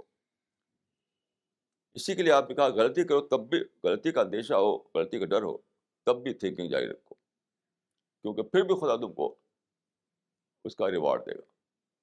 تو کتنا کتنا انکریج کر رہے ہیں رسول اللہ. کیوں؟ اسلام کو قیامت تک چلنا ہے، خدا کے دین کو برابر جاری رہنا ہے، یہاں تک کہ اسرافیل سور پھونک دے. اسرافیل کے سور پھونکنے سے پہلے اس کا یہ جو کارواں ہے اسلام کا وہ رکنے نہیں والا ہے. تو یاد رکھیے اگر اجتہاد نہ رہے تو اسلام ایک پونڈ بن جائے گا، POND، پونڈ. وہ بہتا وہ دریا نہیں رہے گا. پونڈ کیا ہوتا ہے، پانی سڑنے لگتا ہے، بدبو آتی ہے پانی میں، اس کو آپ پی نہیں سکتے. اجتہاد یعنی وداؤٹ اجتہاد اسلام ایک پونڈ بن جائے گا، اور اجتہاد کے ساتھ اسلام ایک بہتا ہوا دریا ہے. فرق کیا ہے دیکھیے، پانڈ میں نیا پانی نہیں ملتا آ کر کے، پانڈ میں نیا پانی آ کر نہیں ملتا ہے، وہی پانی رہتا ہے، وہی پانی رہتا ہے. اور بہتا ہوا دریا ہے، اس میں برابر آپ جانتے ہیں کہ پہاڑوں پر برف پگھل رہی ہے، پگھل برابر آ رہی ہے اور پانی مل رہی ہے. تو ہر لمحہ، ہر مومنٹ وہاں پر نئے پرانے پانی میں نیا پانی، پرانے پانی میں نیا پانی مل رہا ہے. تو اجتہاد اس بات کا ایشورنس ہے کہ پرانے پانی میں نیا پانی ملتا رہے گا، پرانے خون میں نیا خون ملتا رہے گا، پرانی تھنکنگ نئی تھنکنگ ملتی رہے گی. وہ اسلام اپڈیٹ ہوتا رہے گا برابر. کتنی بڑی نعمت ہے، اس سے مسلمانوں کو محروم کر رکھا ہے. اور کس چیز نے، کنسنسس کا نظریہ جو ہے، اجماع. تو قرآن و حدیث کے بعد آپ یہ کہاں سے نکال لیا کہ علماء کنسنسس، 1000 علماء اور ایک عالم دونوں برابر ہیں، کوئی فرق نہیں ہے 1000 عالم میں ایک عالم میں. میں نے آپ کو ایک ایگزامپل دے دیا کہ عرب دنیا میں سارے علماء نے کنسنسس کے ساتھ فتویٰ دے دیا، اور انڈیا میں فتویٰ دے دیا، دونوں فتوے غلط. غلطی کا کیا کرائٹیرین کیا ہے؟ جو فتویٰ آپ کو آخر میں منافق بنا دے، ہپوکریٹ بنا دے، جو فتویٰ آخر میں آپ کو بولنے پر جھوٹ بولنا پڑے، وہی غلط ہے، وہی غلط ہے. تو اس بات کو سمجھیے کہ اسلام میں اجتہاد کی امپورٹنس اس لیے ہے کہ کریٹو تھنکنگ برابر جاری رہے. کریٹو تھنکنگ کا پروسیس کبھی نہ رکے، کبھی نہ رکے، چلتا رہے چلتا رہے چلتا رہے. اب دیکھیے یہ جو ہے دارالاسلام، دارالحرب، دارالکفر، اور پھر ہسٹری میں لوگ اسی میں بدھے رہے کہ دنیا کو باندھے رہے. جانتے ہیں اس سے کیا نقصان ہوتا ہے؟ اس سے وی اینڈ دے کانسیپٹ آتا ہے، اپنے اور غیر کا کانسیپٹ آتا ہے. ہم دارالاسلام ہیں، وہ دارالکفر ہے، یہ دارالحرب ہے. ہم اور ہیں، وہ اور ہیں. اس سے کیا ہوتا ہے؟ دعویٰ پروسیس رک جاتا ہے. دعوت ہے دوسروں کو اپنا سمجھنے کا. جب آپ دوسروں کو اپنا سمجھیں تو دعویٰ کا پروسیس شروع ہوتا ہے. جب آپ دوسروں کو غیر سمجھ لیں، دعویٰ کا پروسیس اسٹاپ ہو جاتا ہے. تو یہ دعوت جو فرض ہے مسلمانوں پر، وہ رک گیا، وہ اس کا پروسیس رک گیا، اس کا پروسیس رک گیا.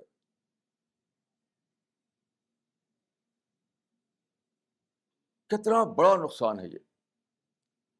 کیوں آپ نے زمین کو بانٹ دیا دو حصوں میں، مسلم اور نان مسلم، مسلم لینڈ اور نان مسلم لینڈ. یہ انسان لینڈ ہے، سارے کے سارے انسان ہیں، سارے کے سارے لوگ انسان ہیں. رسول اللہ نے کتنا بڑا اگزامپل سیٹ کیا تھا کہ یہودی کے بارے میں کہا، یہودی کے بارے میں، الیست نفسن، وہ بھی انسان جیسے ہم انسان ہیں. تو یہ بعد کے زمانے میں، یعنی عباسی پیریڈ میں لوگوں نے یہ جو کیا، دارالاسلام، دارالحرب، دارالکفر، اس سے انہوں نے وی اینڈ دے کانسیپٹ کو اسلام میں داخل کر دیا، جبکہ اسلام میں یہ نہیں ہے. اس کانسیپٹ کو داخل کرنے کی وجہ سے یہ ہوا کہ دعویٰ کی سوچ ختم ہو گئی. کیونکہ دعویٰ کی اسپرٹ کیا ہے؟ دوسروں کو اپنانا، دوسروں کو خدا کے راستے پر لانا. جسے آپ جنت کی طرف جا رہے ہو، دوسروں کو جنت کا مسافر بنانا. اگر دوسروں کو اپنا سمجھنا، یہ ہے دعویٰ اسپرٹ، اور دوسروں کو غیر سمجھ لینا، یہ ہے فقہی اسپرٹ. اور ایک اور بھاری غلطی یہ ہوئی کہ آپ مطالعہ کیجیے فقہی کتابوں کا، تو اجتہاد سارا کا سارا چلتا کہاں پر؟ مسائل پر، مسائل شریعت، سو کال مسائل شریعت. سارا اجتہاد چلتا ہے مسائل شریعت پر. جو گریٹر ایشوز ہیں، انٹلیکچوئل ایشوز ہیں، وہ گریٹر ایشوز ہیں، اس پر کوئی بات ہی نہیں، کوئی بات ہی نہیں اس کے اوپر. مطلب تیمم کے بارے میں، اور حیض و نفاس کے بارے میں، اور غسل و طہارت کے بارے میں، یہی سب باتوں بحثیں چلتی رہتی ہے، لمبی لمبی بحث ہے، جو بڑے بڑے ایشوز ہیں. مثال کے طور پہ ایک ایشو اس زمانے میں آیا سیکولرزم کا ایشو. تو یہ گویا کہ فقہی دائرے سے باہر سمجھ لے گیا. اور آج تک مسلمان یہ طے نہیں کر پائے کہ اسلام کا کیا اسٹینڈ ہے سیکولرزم کے بارے میں. سیکولرزم، فریڈم، ڈیموکریسی، ان چیزوں کے بارے میں ابھی تک مسلمان کا ذہن واضح نہیں ہے کہ کیا ہے اسلام کا اسٹینڈ. کیونکہ اس پر اجتہاد کیا ہی نہیں گیا، یعنی اجتہاد کا ایشو سمجھا نہیں گیا اس کو. لوگ سمجھتے اجتہاد کا ایشو صرف یہ ہے کہ ہوائی جہاز میں جب ہم اڑ رہے ہیں تو نماز پڑھنے کے لیے قبلہ رخ کیسے کریں. اسکینڈینیوین کنٹریز میں اگر چلے جائیں ہم، جہاں بہت لمبی لمبی راتیں ہوتی ہیں، لمبے لمبے دن ہوتے ہیں، تو کیسے 5 وقت نماز پڑھیں. اسی کو لوگ سمجھتے ہیں اجتہاد. ارے بھائی، اس سے بڑے بڑے ایشوز جو ہیں ان کے بارے میں کیا ہے؟ مثال کے طور پر دیکھیے نیشن ہوڈ کا مسئلہ. نیشن ہوڈ کا مسئلہ تو روایتی طور پر مسلمان نے سمجھ لیا تھا کہ نیشن ہوڈ جو ہے وہ مذہب سے بنتی ہے، مذہب سے بنتی ہے. مطلب جو میرا مذہب ہے وہی میرے نیشن ہوڈ ہے. اقبال نے کہا تھا کہ امتیاز خداؤں میں بڑا سب سے وطن ہے، جو مذہب جو پیرن ہے اس کا وہ مذہب کفن ہے. جھوٹا شعر ہے یہ. وطن کو بت بنا دیا. وطن پر بیس کرتی ہے نیشنلٹی. اب سارے دنیا کے مسلمان جو ہے وہ اپنے وطن کو وطن نہیں سمجھتے، وہ سمجھتے ہیں کہ بس ہماری نیشنلٹی جو ہے وہ مذہب ہے۔ انڈیا میں صرف ایک عالم تھے، صرف ایک عالم، اس لیے کہ پوری دنیا میں میرے جاننے میں صرف ایک عالم میں سے نکلے موجودہ زمانے میں جنہوں نے یہ کہا تھا، مولانا حسین مدنی، مولانا حسین احمد مدنی، کہ فی زمانہ، وہ بھی آدھی بات کہی انہوں نے، آدھی بات، فی زمانہ قومیں اوطان سے بنتی ہیں، یعنی اس زمانے میں، ان اور ماڈرن ٹائمس، قوم جو ہے وہ ہوم لینڈ سے اس کا وہ ہوتا ہے، تعین ہوتا ہے۔ یہ نہیں کہا کہ اسلام میں بھی یہی ہے، یہ نہیں کہا انہوں نے، چنانچہ جب وہ بن گئے بیچارے تو دیوبندی لوگوں نے یہ کہہ دیا، یہ تو خبر تھی، یہ انشاء نہ تھی، یہ حضرت نے جو فرمایا تھا کہ ایسا ہوتا ہے، بلکہ اسلام میں بھی ایسا ہو، یہ آپ نے نہیں کہا تھا۔ یہ کتنی بڑی بھول ہے بتائیے۔ کیا آپ غدار بن کر رہنا چاہتے ہیں ملکوں میں؟ ہر جگہ غدار بن کر رہیں گے؟ اپنے وطن کے ساتھ آپ کو وہ رشتہ نہیں اگر ہوگا جو اس کو، یعنی جو نیشن ہوڈ جو کہتے ہیں، تو کیا آپ اپنے ملک غدار بن کر رہنا چاہتے ہیں؟ میں کہتا ہوں عین اسلام ہے ماڈرن کانسیپٹ، کہ جو ہوم لینڈ ہے وہی میرا، اسی سے میری نیشن ہوڈ طے ہوگی۔ آج تک مسلمان اس کو طے نہیں کر سکے۔ ابھی بھی مسلمان، آپ پڑھ لیجیے مولانا مودودی کتاب مسئلہ قومیت، بالکل جھوٹی کتاب ہے وہ، یعنی انسان کو الجھائے ہوئے ہیں یہ لوگ کہ تمہاری نیشنلٹی جو ہے مذہب سے متعین ہوگی، وطن سے نہیں۔ تو کیا ہم اپنے وطن میں غدار بن کر رہے ہیں؟ ان مسائل کو فقہ کا مسئلہ نہیں سمجھا گیا، کیونکہ اجتہاد تو سمجھتے ہیں کہ جو مسائل شرعی ہیں بس وہ ہیں، جو انٹلیکچوئل ایشوز ہیں بڑے بڑے، جو انٹلیکچوئل ایشوز ہیں اس کو اجتہاد سے میں شامل ہی نہیں۔ تو اجتہاد کے معاملے میں لوگوں نے اتنی بھاری غلطی کی ہے، اسی نے ہم کو بلائنڈ ایلی میں پہنچا دیا ہے۔ ہر معاملے میں مسلمان جو ہے یا تو منافق بنے ہوئے ہیں یا لڑکے بڑھ رہے ہیں۔ اب دو ہی آپشن مسلمانوں کے لیے رہ گیا ہے، یا تو لڑکا بڑھیں یا منافقت میں جیے، جھوٹ میں جیے، جھوٹ میں جیے، یعنی اسی ملک میں رہیں، دل میں یہ رکھیں کہ ہمارا جو وطنیت ہے اس کا تعلق مذہب سے ہے، اور رہیں اسی ملک میں۔ تو میں سمجھتا ہوں کہ پھر سے اجتہاد کے انسٹیٹیوشن کو زندہ کرنے کی ضرورت ہے، اس کی صحیح طاقت کے ساتھ، تاکہ مسلمان بلائنڈ ایلی سے نکلیں، امپاس سے باہر آئیں، ان کو انٹلیکچوئل اسٹیگنیشن سے باہر آئیں، پھر سے وہ کریٹیوٹی آئے ان کے اندر۔ جیسا کہ میں نے کئی بار کہا کہ ایک ہی کریٹیو تھنکر پیدا ہوا ابن خلدون، اب ہزاروں پیدا ہوں گے انشاءاللہ اگر آپ اس سے باہر آ جائیں تو اجتہاد کے معاملے کو پھر سے سمجھیے، اور اور چیزوں کو پھر سے ریڈیفائن کیجیے، پھر سے ریڈیفائن کیجیے، تو آپ کا اندر یقین آ جائے، کنوکشن آئے، خدا سے دوبارہ تعلق قائم ہو آپ کا۔ اقول قولی ھذا واستغفر اللہ لی ولکم اجمعین۔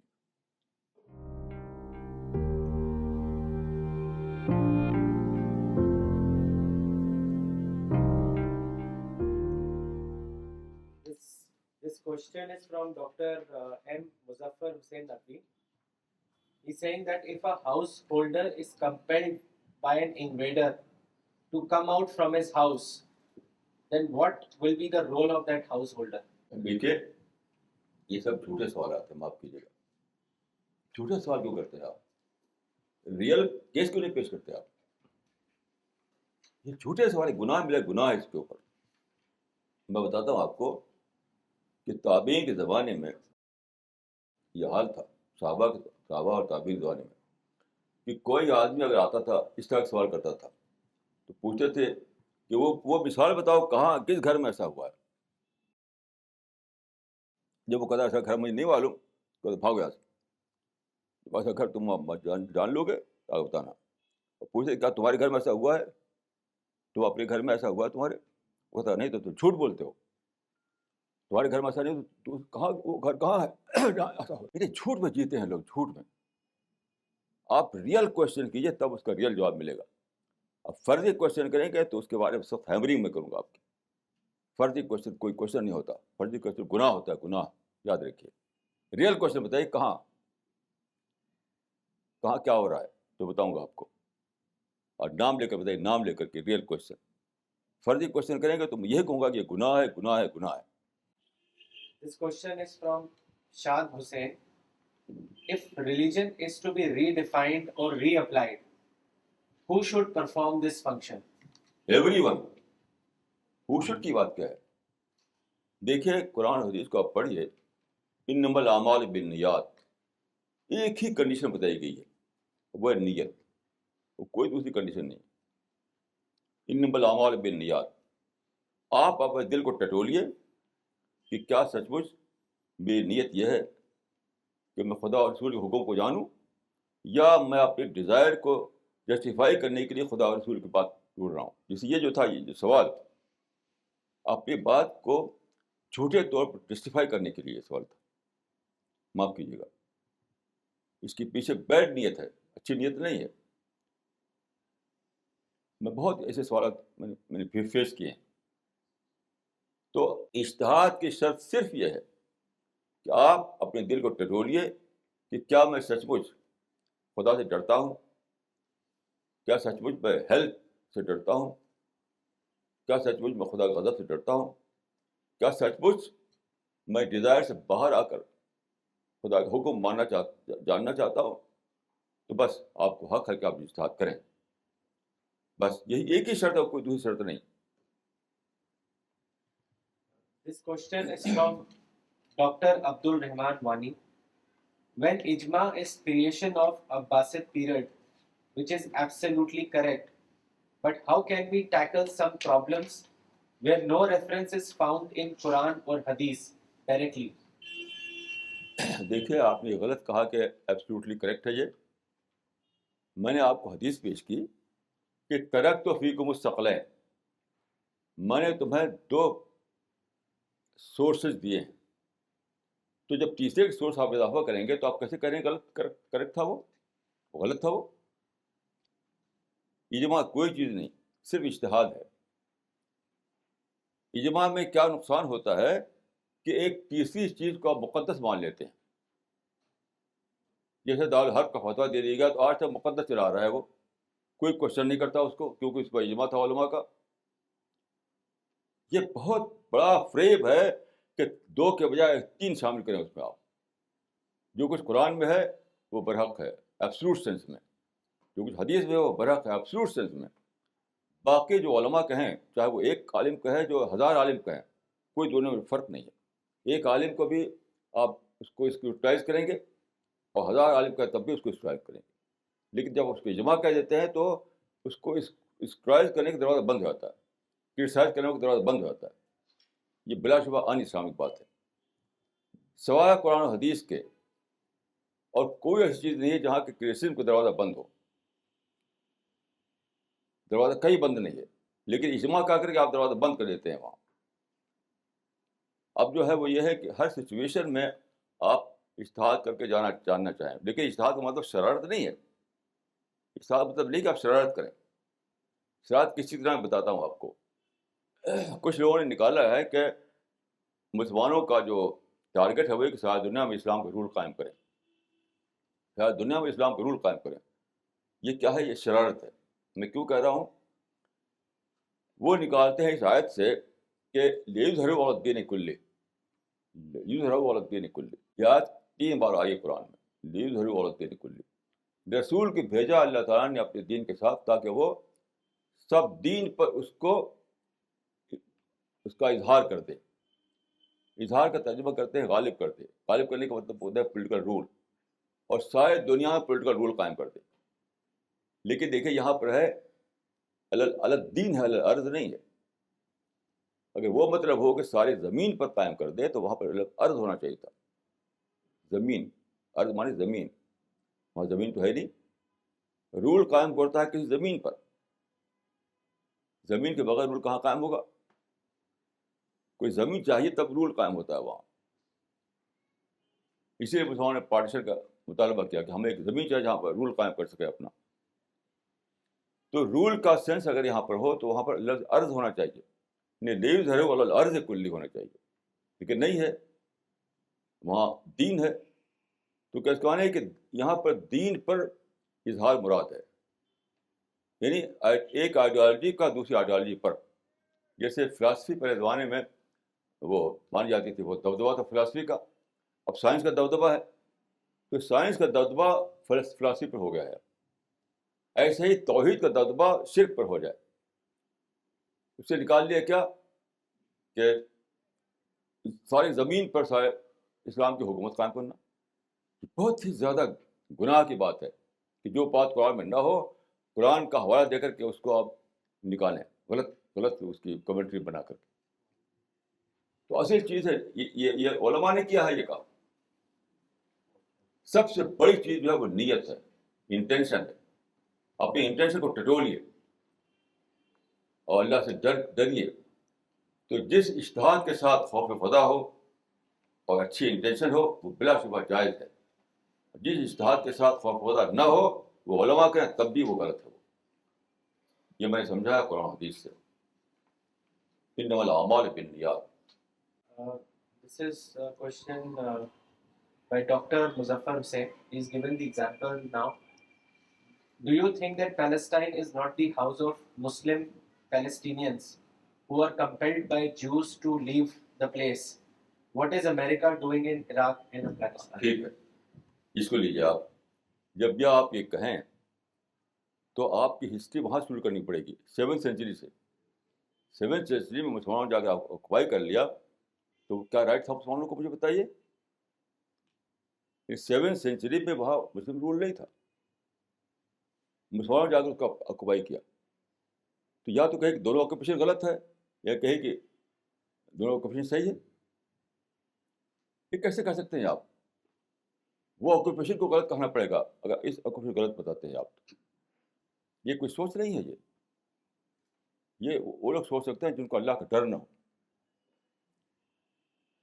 کیونکہ قرآن میں آیا ہے کہ لا یجرمنکم شنآن قوم اللہ اللہ تعدلوا. دشمنی کے وقت بھی صحیح بات کہو. اب قصہ سنیے آپ. قرآن میں لکھا ہوا ہے کہ اللہ تعالیٰ نے یہودیوں کو فلسطین دے دیا. جانتے ہیں آپ, ادخلوا الارض المقدسۃ التي كتب اللہ لكم, داخل ہو جاؤ فلسطین میں, خدا نے تو وہ لکھ دیا ہے. وہ اب بتائیے مسلمانوں کے لیے کہاں لکھا ہوا ہے ایسی آیت؟ یعنی خدا ہی نے کہہ دیا کہ یہ زمین تمہارے لیے, داخل ہو جاؤ اس کے اندر. اس قرآن کی اس آیت کو آپ نے ابھی تک ہدف نہیں کیا ہے قرآن سے, اتنی ہمت نہیں مسلمانوں کو. تو بہرحال مسلمانوں کے زمانے میں اور دوسرے زمانوں میں یہ ڈائسپورا میں چلے گئے یہودی.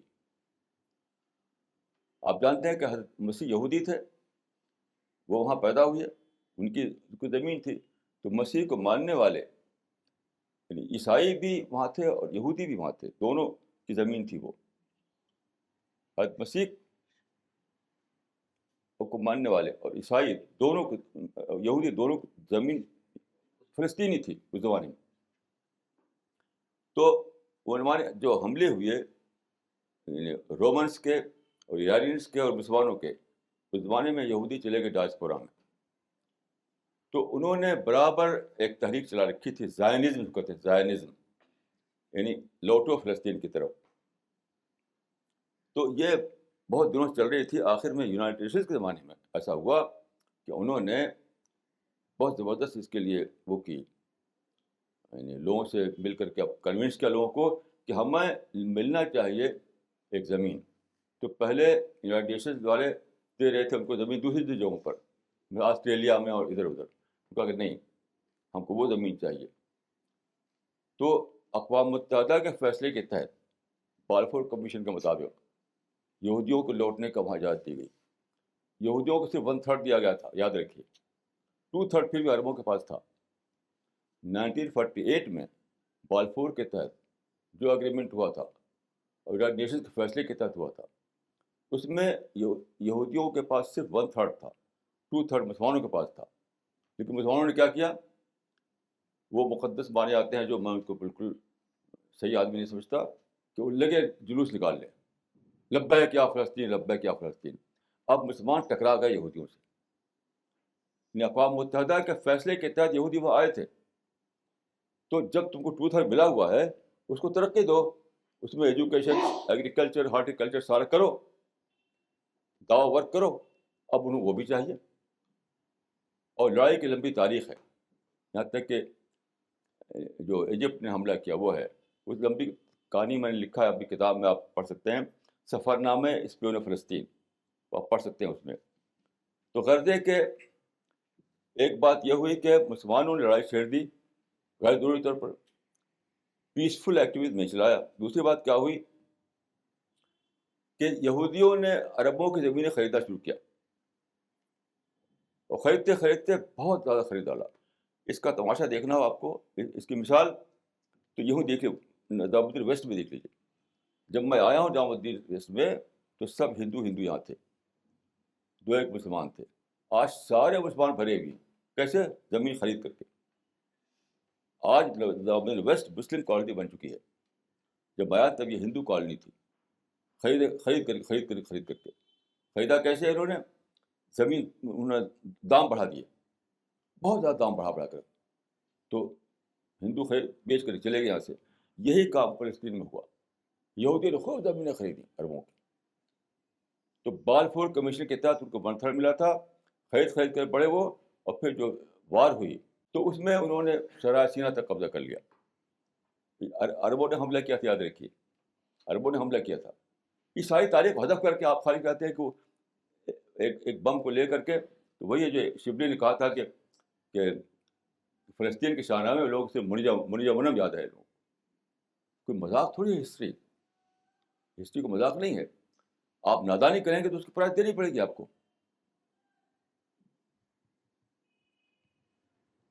This question is from Razia. The life of Prophet provides us with an example for both the position of modesty and the position of strength. Then why is it that the modesty example is not considered? دیکھیے یہاں پر بھی ایک بہت بھاری بھول ہوئی ہے ہماری ہسٹری میں. بہت اچھا کوشچن ہے یہ. بھول یہ ہوئی ہے کہ لوگوں نے یہ سمجھا کہ اسلام جو ہے تو شروع ہوتا ہے دعوی ورک سے، پہنچتا ہے حکومت تک. یہ ایک گریجول ڈیولپمنٹ ہے. تو ان کے نزدیک مکہ کا جو اگزامپل ہے وہ پیچھے کا اگزامپل ہے، اور مدینہ کا اگزامپل ہے جو آگے کا اگزامپل ہے. یہ میرے نزدیک بالکل غلط ہے. دونوں ایگزامپل ہیں ایکولی، دونوں کے دونوں ایگزامپل ہیں.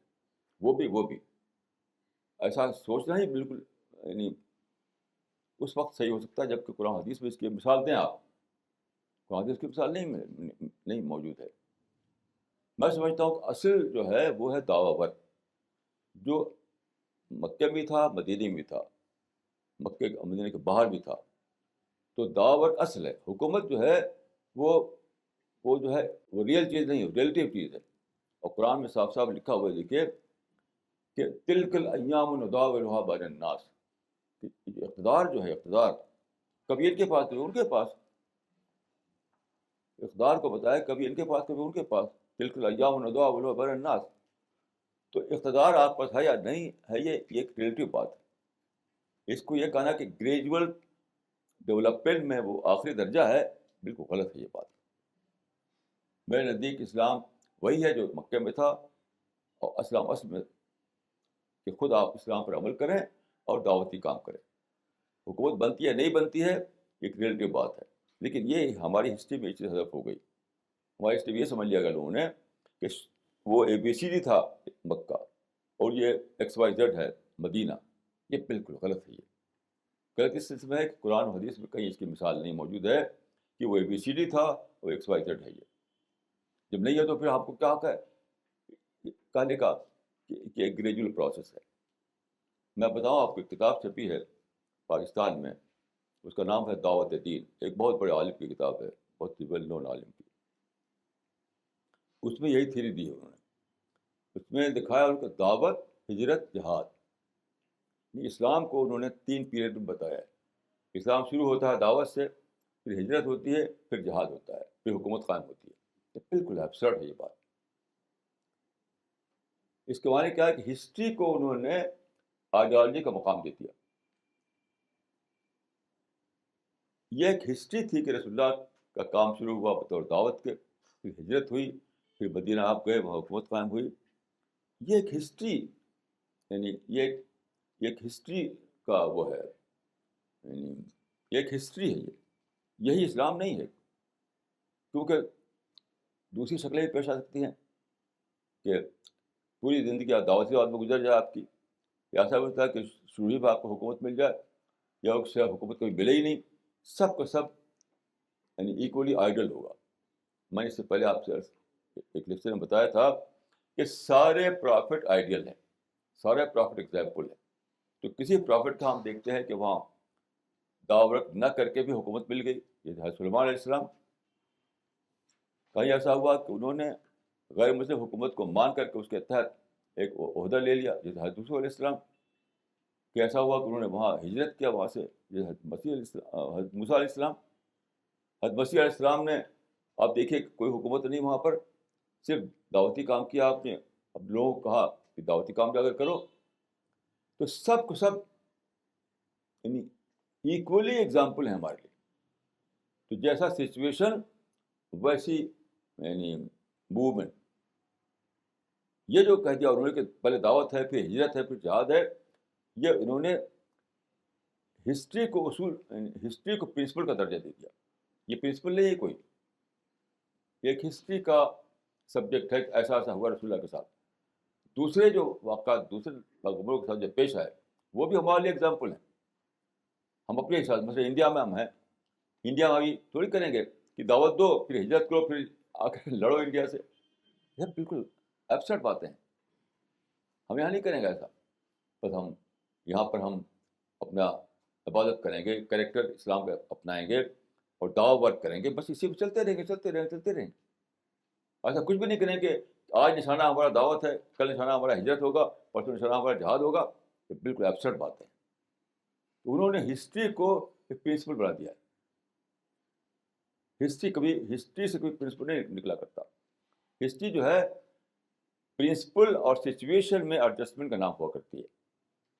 یاد رکھیے ہسٹری کیا ہے. ہسٹری جو ہے پرنسپل اور سچویشن میں ایڈجسٹمنٹ کا نام ہوتا ہے. تو چونکہ سچویشن بدلتی رہتی ہے، جسے ایڈجسٹمنٹ ہی بدلتا رہتا ہے. ہسٹری کبھی ایک نہیں رہے گی. جیسے کہ میں نے عرض کیا ابراہیم کی ایک ہسٹری تھی، حضرت یونس کی دوسری ہسٹری تھی، حضرت موسیٰ کی تیسری تھی، حضرت مسیح کی دوسری تھی، رسول اللہ کی ایک اور تھی. یہ سارے کے سارے جو ہیں ہمارے نمونے ہیں. جیسے ہمارے حالات ہو گئے ویسے ہم وہاں سے ایگزامپل لیں. تو انڈیا کے لحاظ سے میں کہوں گا کہ ہمارے لیے یہ ہے کہ ہم دعوت دیں بس، اور کوئی نہ ہجرت ہے نہ کوئی جہاد ہے. ٹھیک ہے. This question is from Muhammad Shahid Anwar. You mentioned that one should see things in terms of result. So what should be our application regarding recitation of Vande Mataram by Muslim students in school so that the result is peace? یہ سب سوالات جو ہے چھوٹے سوالات، یاد رکھیے. یہی لوگ پوچھتے ہیں اقبال کو جو یہ سوال کرتے ہیں. میں نے بار بار یہ کہا ہے، پر یہ کہو کہ اقبال جو تھے وہ غلط تھے. کہو اقبال کا شعر ہے کہ پتھر کی مورتی میں سمجھا ہے تو خدا ہے، خاک وطن کا مجھ کو ہر ذرہ دے ہوتا ہے. اقبال کہہ رہے ہیں کہ یہ جو وطن میرا ہے انڈیا، ایک ذرہ اس کا دیوتا ہے. تو اقبال کیوں نہیں کہتے آپ لوگ؟ بندے ماترم میں کچھ اتنا شور مچاتے ہیں. اقبال نے سپر بندے ماترم لکھ رکھا ہے. سپر بندے ماترم، یہ سپر بندے ماترم ہے. خاک وطن کا مجھ کو ہر ذرہ دے ہوتا ہے.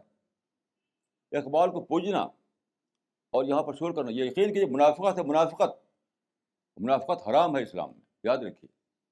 میں تو لوگوں سے کھلا کہتا ہوں، چاہے کوئی خوش ہو یا غصہ ہو، کہ وندے ماترم پر شور کرنا اور اقبال کو پوجنا یہ منافقت ہے.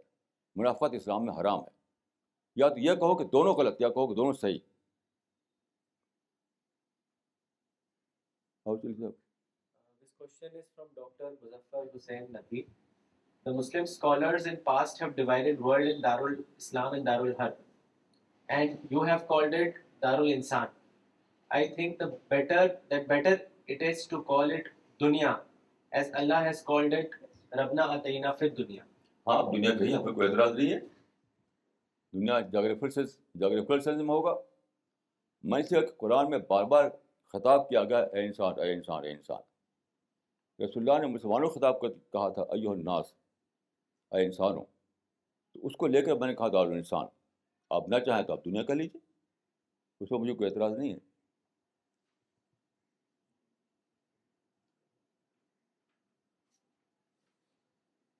کتاب کیا بھیج The one question that I wanted to ask was that it is a fact that جتنے بھی prophets آئے انہوں نے ان کے بارے میں کہا جاتا ہے کہ انہوں نے بکریاں چرائی.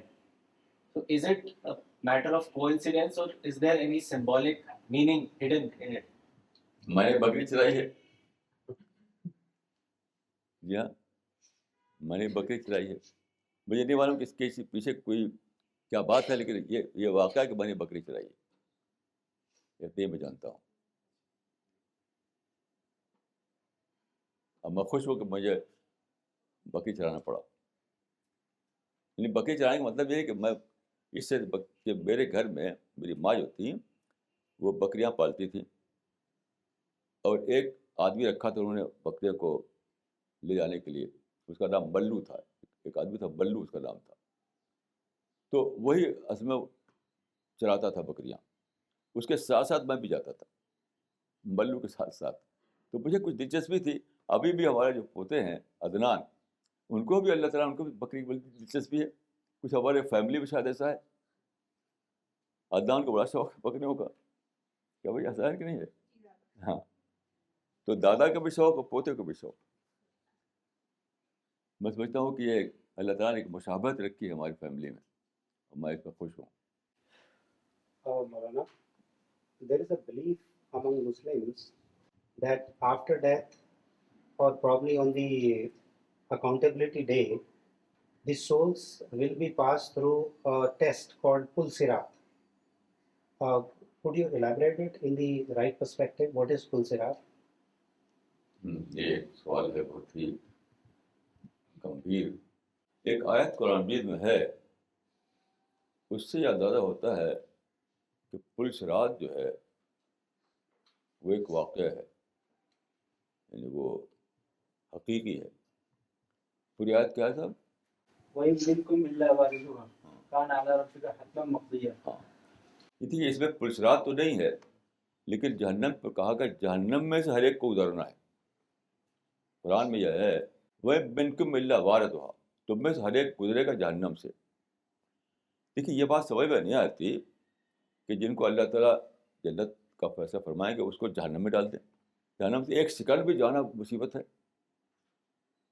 یہ جہنم میں ایک سیکنڈ بھی آپ بالکل جیسے کہ آپ یہ جو جو جو انجن ہوتے ہیں جس پہ کوئلہ جلتا ہے, اس سے ہزاروں بلین ٹائم زیادہ سخت جگہ ہوگی وہ, تو کیسے آپ اس میں خدا داخل کرے گا آپ کو. تو میں سمجھتا ہوں کہ یہی پل صراط کا معاملہ ہے کہ وہاں پر جو جیسے ایک اوور برج ہوتے ہیں, آج کل امریکہ وغیرہ میں بہت بڑے بڑے اوور برج بنائے گئے ہیں, تو میں سمجھتا ہوں کہ پل صراط ایک اوور برج ہے. تو اس اوور برج سے وہ گزریں گے لوگ. پھر وہاں پر یہ ہے کہ حدیث میں آتا ہے کہ جو آدمی غلط آدمی ہوگا اس کی جہنم کھینچ لے گی, اور جو سچا آدمی ہوگا اس سے گزر کے آگے بڑھ جائے گا. اس سارے انسانوں کو ایک وقت آئے گا کہ جہنم ہے, اس کے پاس ایک اوور برج ہے, تو سارے انسانوں کو گزرنا پڑے گا اس اوور برج سے. تو میں سمجھتا ہوں کہ جیسے میں نے دیکھا ایک مرتبہ میں نے ایک کاولر کا دیکھا کہ کام کرتا تھا شام کو, تو چھوٹی چھوٹی جو کیلیں ہوتی ہیں وہ بہت چھوٹی سی ہوتی ہیں کیلیں. ہمارے بچپن میں اس کو ٹنگل کہا جاتا تھا, اب پتہ نہیں کیا نام اس کا ہوتا ہے. تو ہاتھ سے چننا بڑا مشکل ہوتا ہے ان کو, اب پھیلی ہوئی ہیں سب. تو اس کے پاس میگنیٹ ہوتا تھا, ایسے گھمایا اس نے, سارے اسی میں لپٹ گئے, اور پھر نہایت آسانی سے اس کو لے کر اسے رکھ دیا آپ نے. تو میں سمجھتا ہوں کہ وہ جو ہے معاملہ, جب سارے لوگ اکٹھا کیے جائیں گے اکٹھے ہو کر ایک سفر کریں گے. وہ اس سفر کے بارے میں یہ ہے کہ لا تسمعوا الا ہمسا، لوگ چل رہے ہوں گے اور اتنا زیادہ یعنی دہشت کا عالم ہوگا کہ کس منہ سے بول نہیں نکلے گی، سب اسپیچلیس ہو گئے ہوں گے، اسپیچلیس. پاؤں کے چلنے کی پھسپھساہٹ سے سنائی دے گی. تو قرآن میں جو آیا ہے کہ وہ منکم الا واردھا کان رب الی رب ختم مقضیہ، تو لوگوں کو راستہ جو ہوگا جانے کا وہ اسی اوور برج سے ہو کر جائے گا. اب سب لوگ اس سے گزریں گے اور جسٹ لائک میگنیٹ وہ جہنم جو ہے وہ لوگوں کو کھینچ لے گی جو پیراڈائز کے قابل نہیں ہے. یہ حدیث میں آتا ہے. قرآن میں تو اتنا ہی ہے کہ سارے لوگوں کو گزرنا ہے جہنم سے. اب یہ سوچنے کی بات ہے کہ جہنم کے اندر اندر کیسے گزارے گا خدا جنت والوں کو. تو اس سے سمجھ میں آتا ہے کہ اوور برج ہوگا، اس اوور برج سے سارے کے سارے لوگ گزریں گے. اور پھر جو ایسے لوگ ہوں گے جن کے لیے جنت کے قابل نہیں ہوں گے ان کو جہنم کھینچتی رہے گی. جو کو جہنم نہ کھینچے گی وہ سب پار ہو کر کے پھر پیراڈائز میں چلے جائیں گے. یہ میں نے سمجھا پولیس رات کا مطلب. مولانا ہمارا کوشچن ہے دیٹ تو ہم آج کل کے صوفیز کی بات نہیں کر رہے ہیں جو بصرہ سے پہلے آئے تھے ان کی بات کر رہے ہیں. Keeping that in as a reference, Maulana, how is the realization of a Sufi different from an alim? Ram An alim. Alam. Yeah. Aren't their final destination the same? That's my first question. And my second question is کہ ان کے جنت میں کیا ان کے levels بھی الگ ہوں گے کیا؟ ہیں جنت میں ان کے لیولز بھی الگ ہوں گے کس کے؟ صوفی اور عالم. پہلا کوشچن ہے کہ ریلائزیشن میں کیا فرق ہے؟ الٹیمیٹلی فائنل ریلائزیشن تو خدا کی ریلائزیشن ہے، تو وہاں پہ کیا ڈفرینسیشن ہے؟ لیکن میری تو بہت ہی زیادہ اس میں سخت رائے ہے. میں سمجھتا ہوں کہ صوفیوں کو ریلیشن ہو ہی نہیں. وہ جو چیز پایا انہوں نے وہ تھی ecstasy. Ecstasy is not the realization of God. Ecstasy وہی چیز ہے کہ ہندو لوگ ملتی ہے، سبھی کو مل جاتی ہے ایکسٹیسی. اس کو وجد کہتے ہیں. وجد یا ایکسٹیسی یا حال ملتا رہا صوفیوں کو. میں اس کو ریئلائزیشن یا معرفت نہیں سمجھتا. تو میں اس معاملے میں میری رائے یہی ہے. اس کی وجہ یہ ہے کہ ان لوگوں نے معرفت کو یعنی ریئلائزیشن کو جوڑ دیا دل سے، حالانکہ اس کو جوڑ دیا مائنڈ سے. دل میں کچھ بھی نہیں ہے. دل میں کچھ بھی نہیں ہے. دل تو سرکولیشن آف بلڈ کا سورس ہے.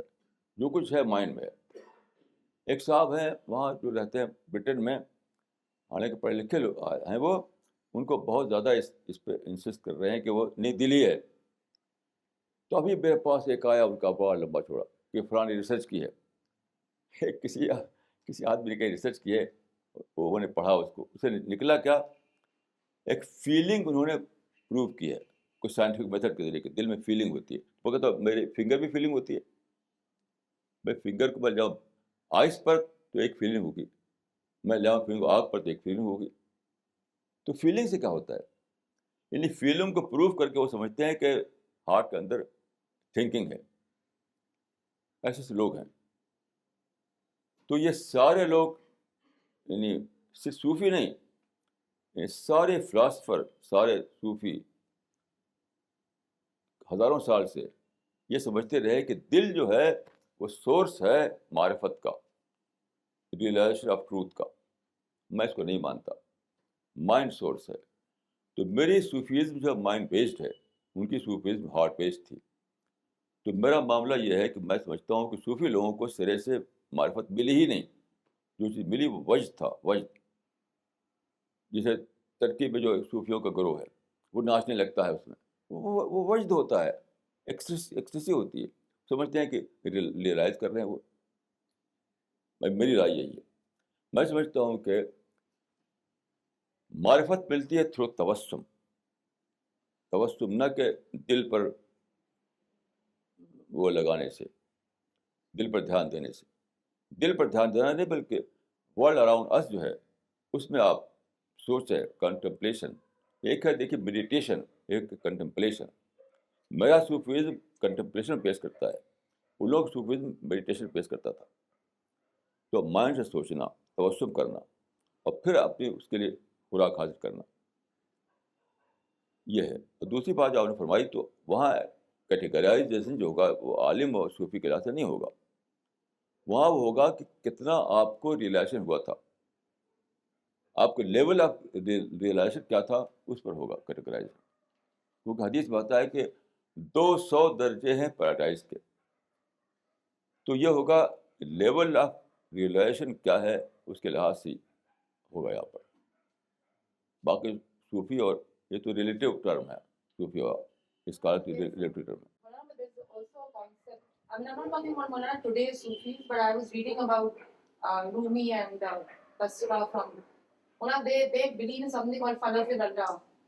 And in all the writings which I've been reading in the last 2 months, they talk about crushing their own ego and their own personalities, where they're begging from God for every aspect of their lives. So that is also one aspect of intellectual Sufism. نہیں, دیکھیے میں نے پڑھا ہے مسنی العلوم, جو اس کو پڑھی میں نے, مسنی العلوم کی جڑ ہی غلط ہے. کیوں؟ وہ ساری بیس کرتی ہے ماڈرنزم کے کانسیپٹ پر, مونوتھیزم پر نہیں. تو فنا فی اللہ انہی لوگوں کا آتا ہے جو سمجھتے ہیں کہ سچائی جو ہے میں اس کا ایک ڈراپ ہوں, پھر دوبارہ اس اوشن میں مل جاؤں. یہ مطلب ہے اس کا. جیسے ان کا پہلا شعر ہے, مثنوی کا پہلا شعر ہے کہ بشنو از نئے چو حکایت می کدت از جدائی ہا شکایت می کدت. یہ پہلا ان کا ہوا ہے. تو اس کا ٹرانسلیشن یہ ہے کہ سنو, وہ جو نئے کہتے ہیں اس کو وہ نرسری ایک ہوتی ہے, ایک پیڑ ہوتا ہے, اس کو کاٹ کر اس سے وہ باندھتے ہیں, اس کو بانسری, تو فلوٹ بناتے ہیں اس کا. یعنی نرسری کو کاٹ کر اس کا فلوٹ بناتے ہیں. تو وہ کہتے ہیں کہ یہ جو تم نرسری, وہ جو فلوٹ کو تم بجا رہے ہو, آواز نکل رہی ہے, تو وہ کیا کہہ رہی ہے, ہائے جدائی, ہائے جدائی.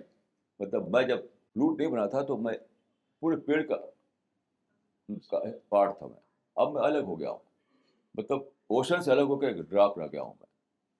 یہ ہے ان کی فلاسفی کا جسم. بس دو آزنا چو حکایت میں کنت اور جدائی ہا شکایت میں کنت. بانسری کی آواز جو ہے وہ کہہ رہی کہ ہائے جدائی, میں الگ ہو کر کے ایسا ہو گیا. تو یہ ہے مانزم. تو مثنوی مولا روم جو ہے اگر کئی 100 سال تک مسلمانوں میں بڑا دبدبا اس کا رہا, میں بالکل غلط سمجھتا ہوں, کیونکہ مانزم کا جو کانسیپٹ ہے سرتا کو غلط ہے.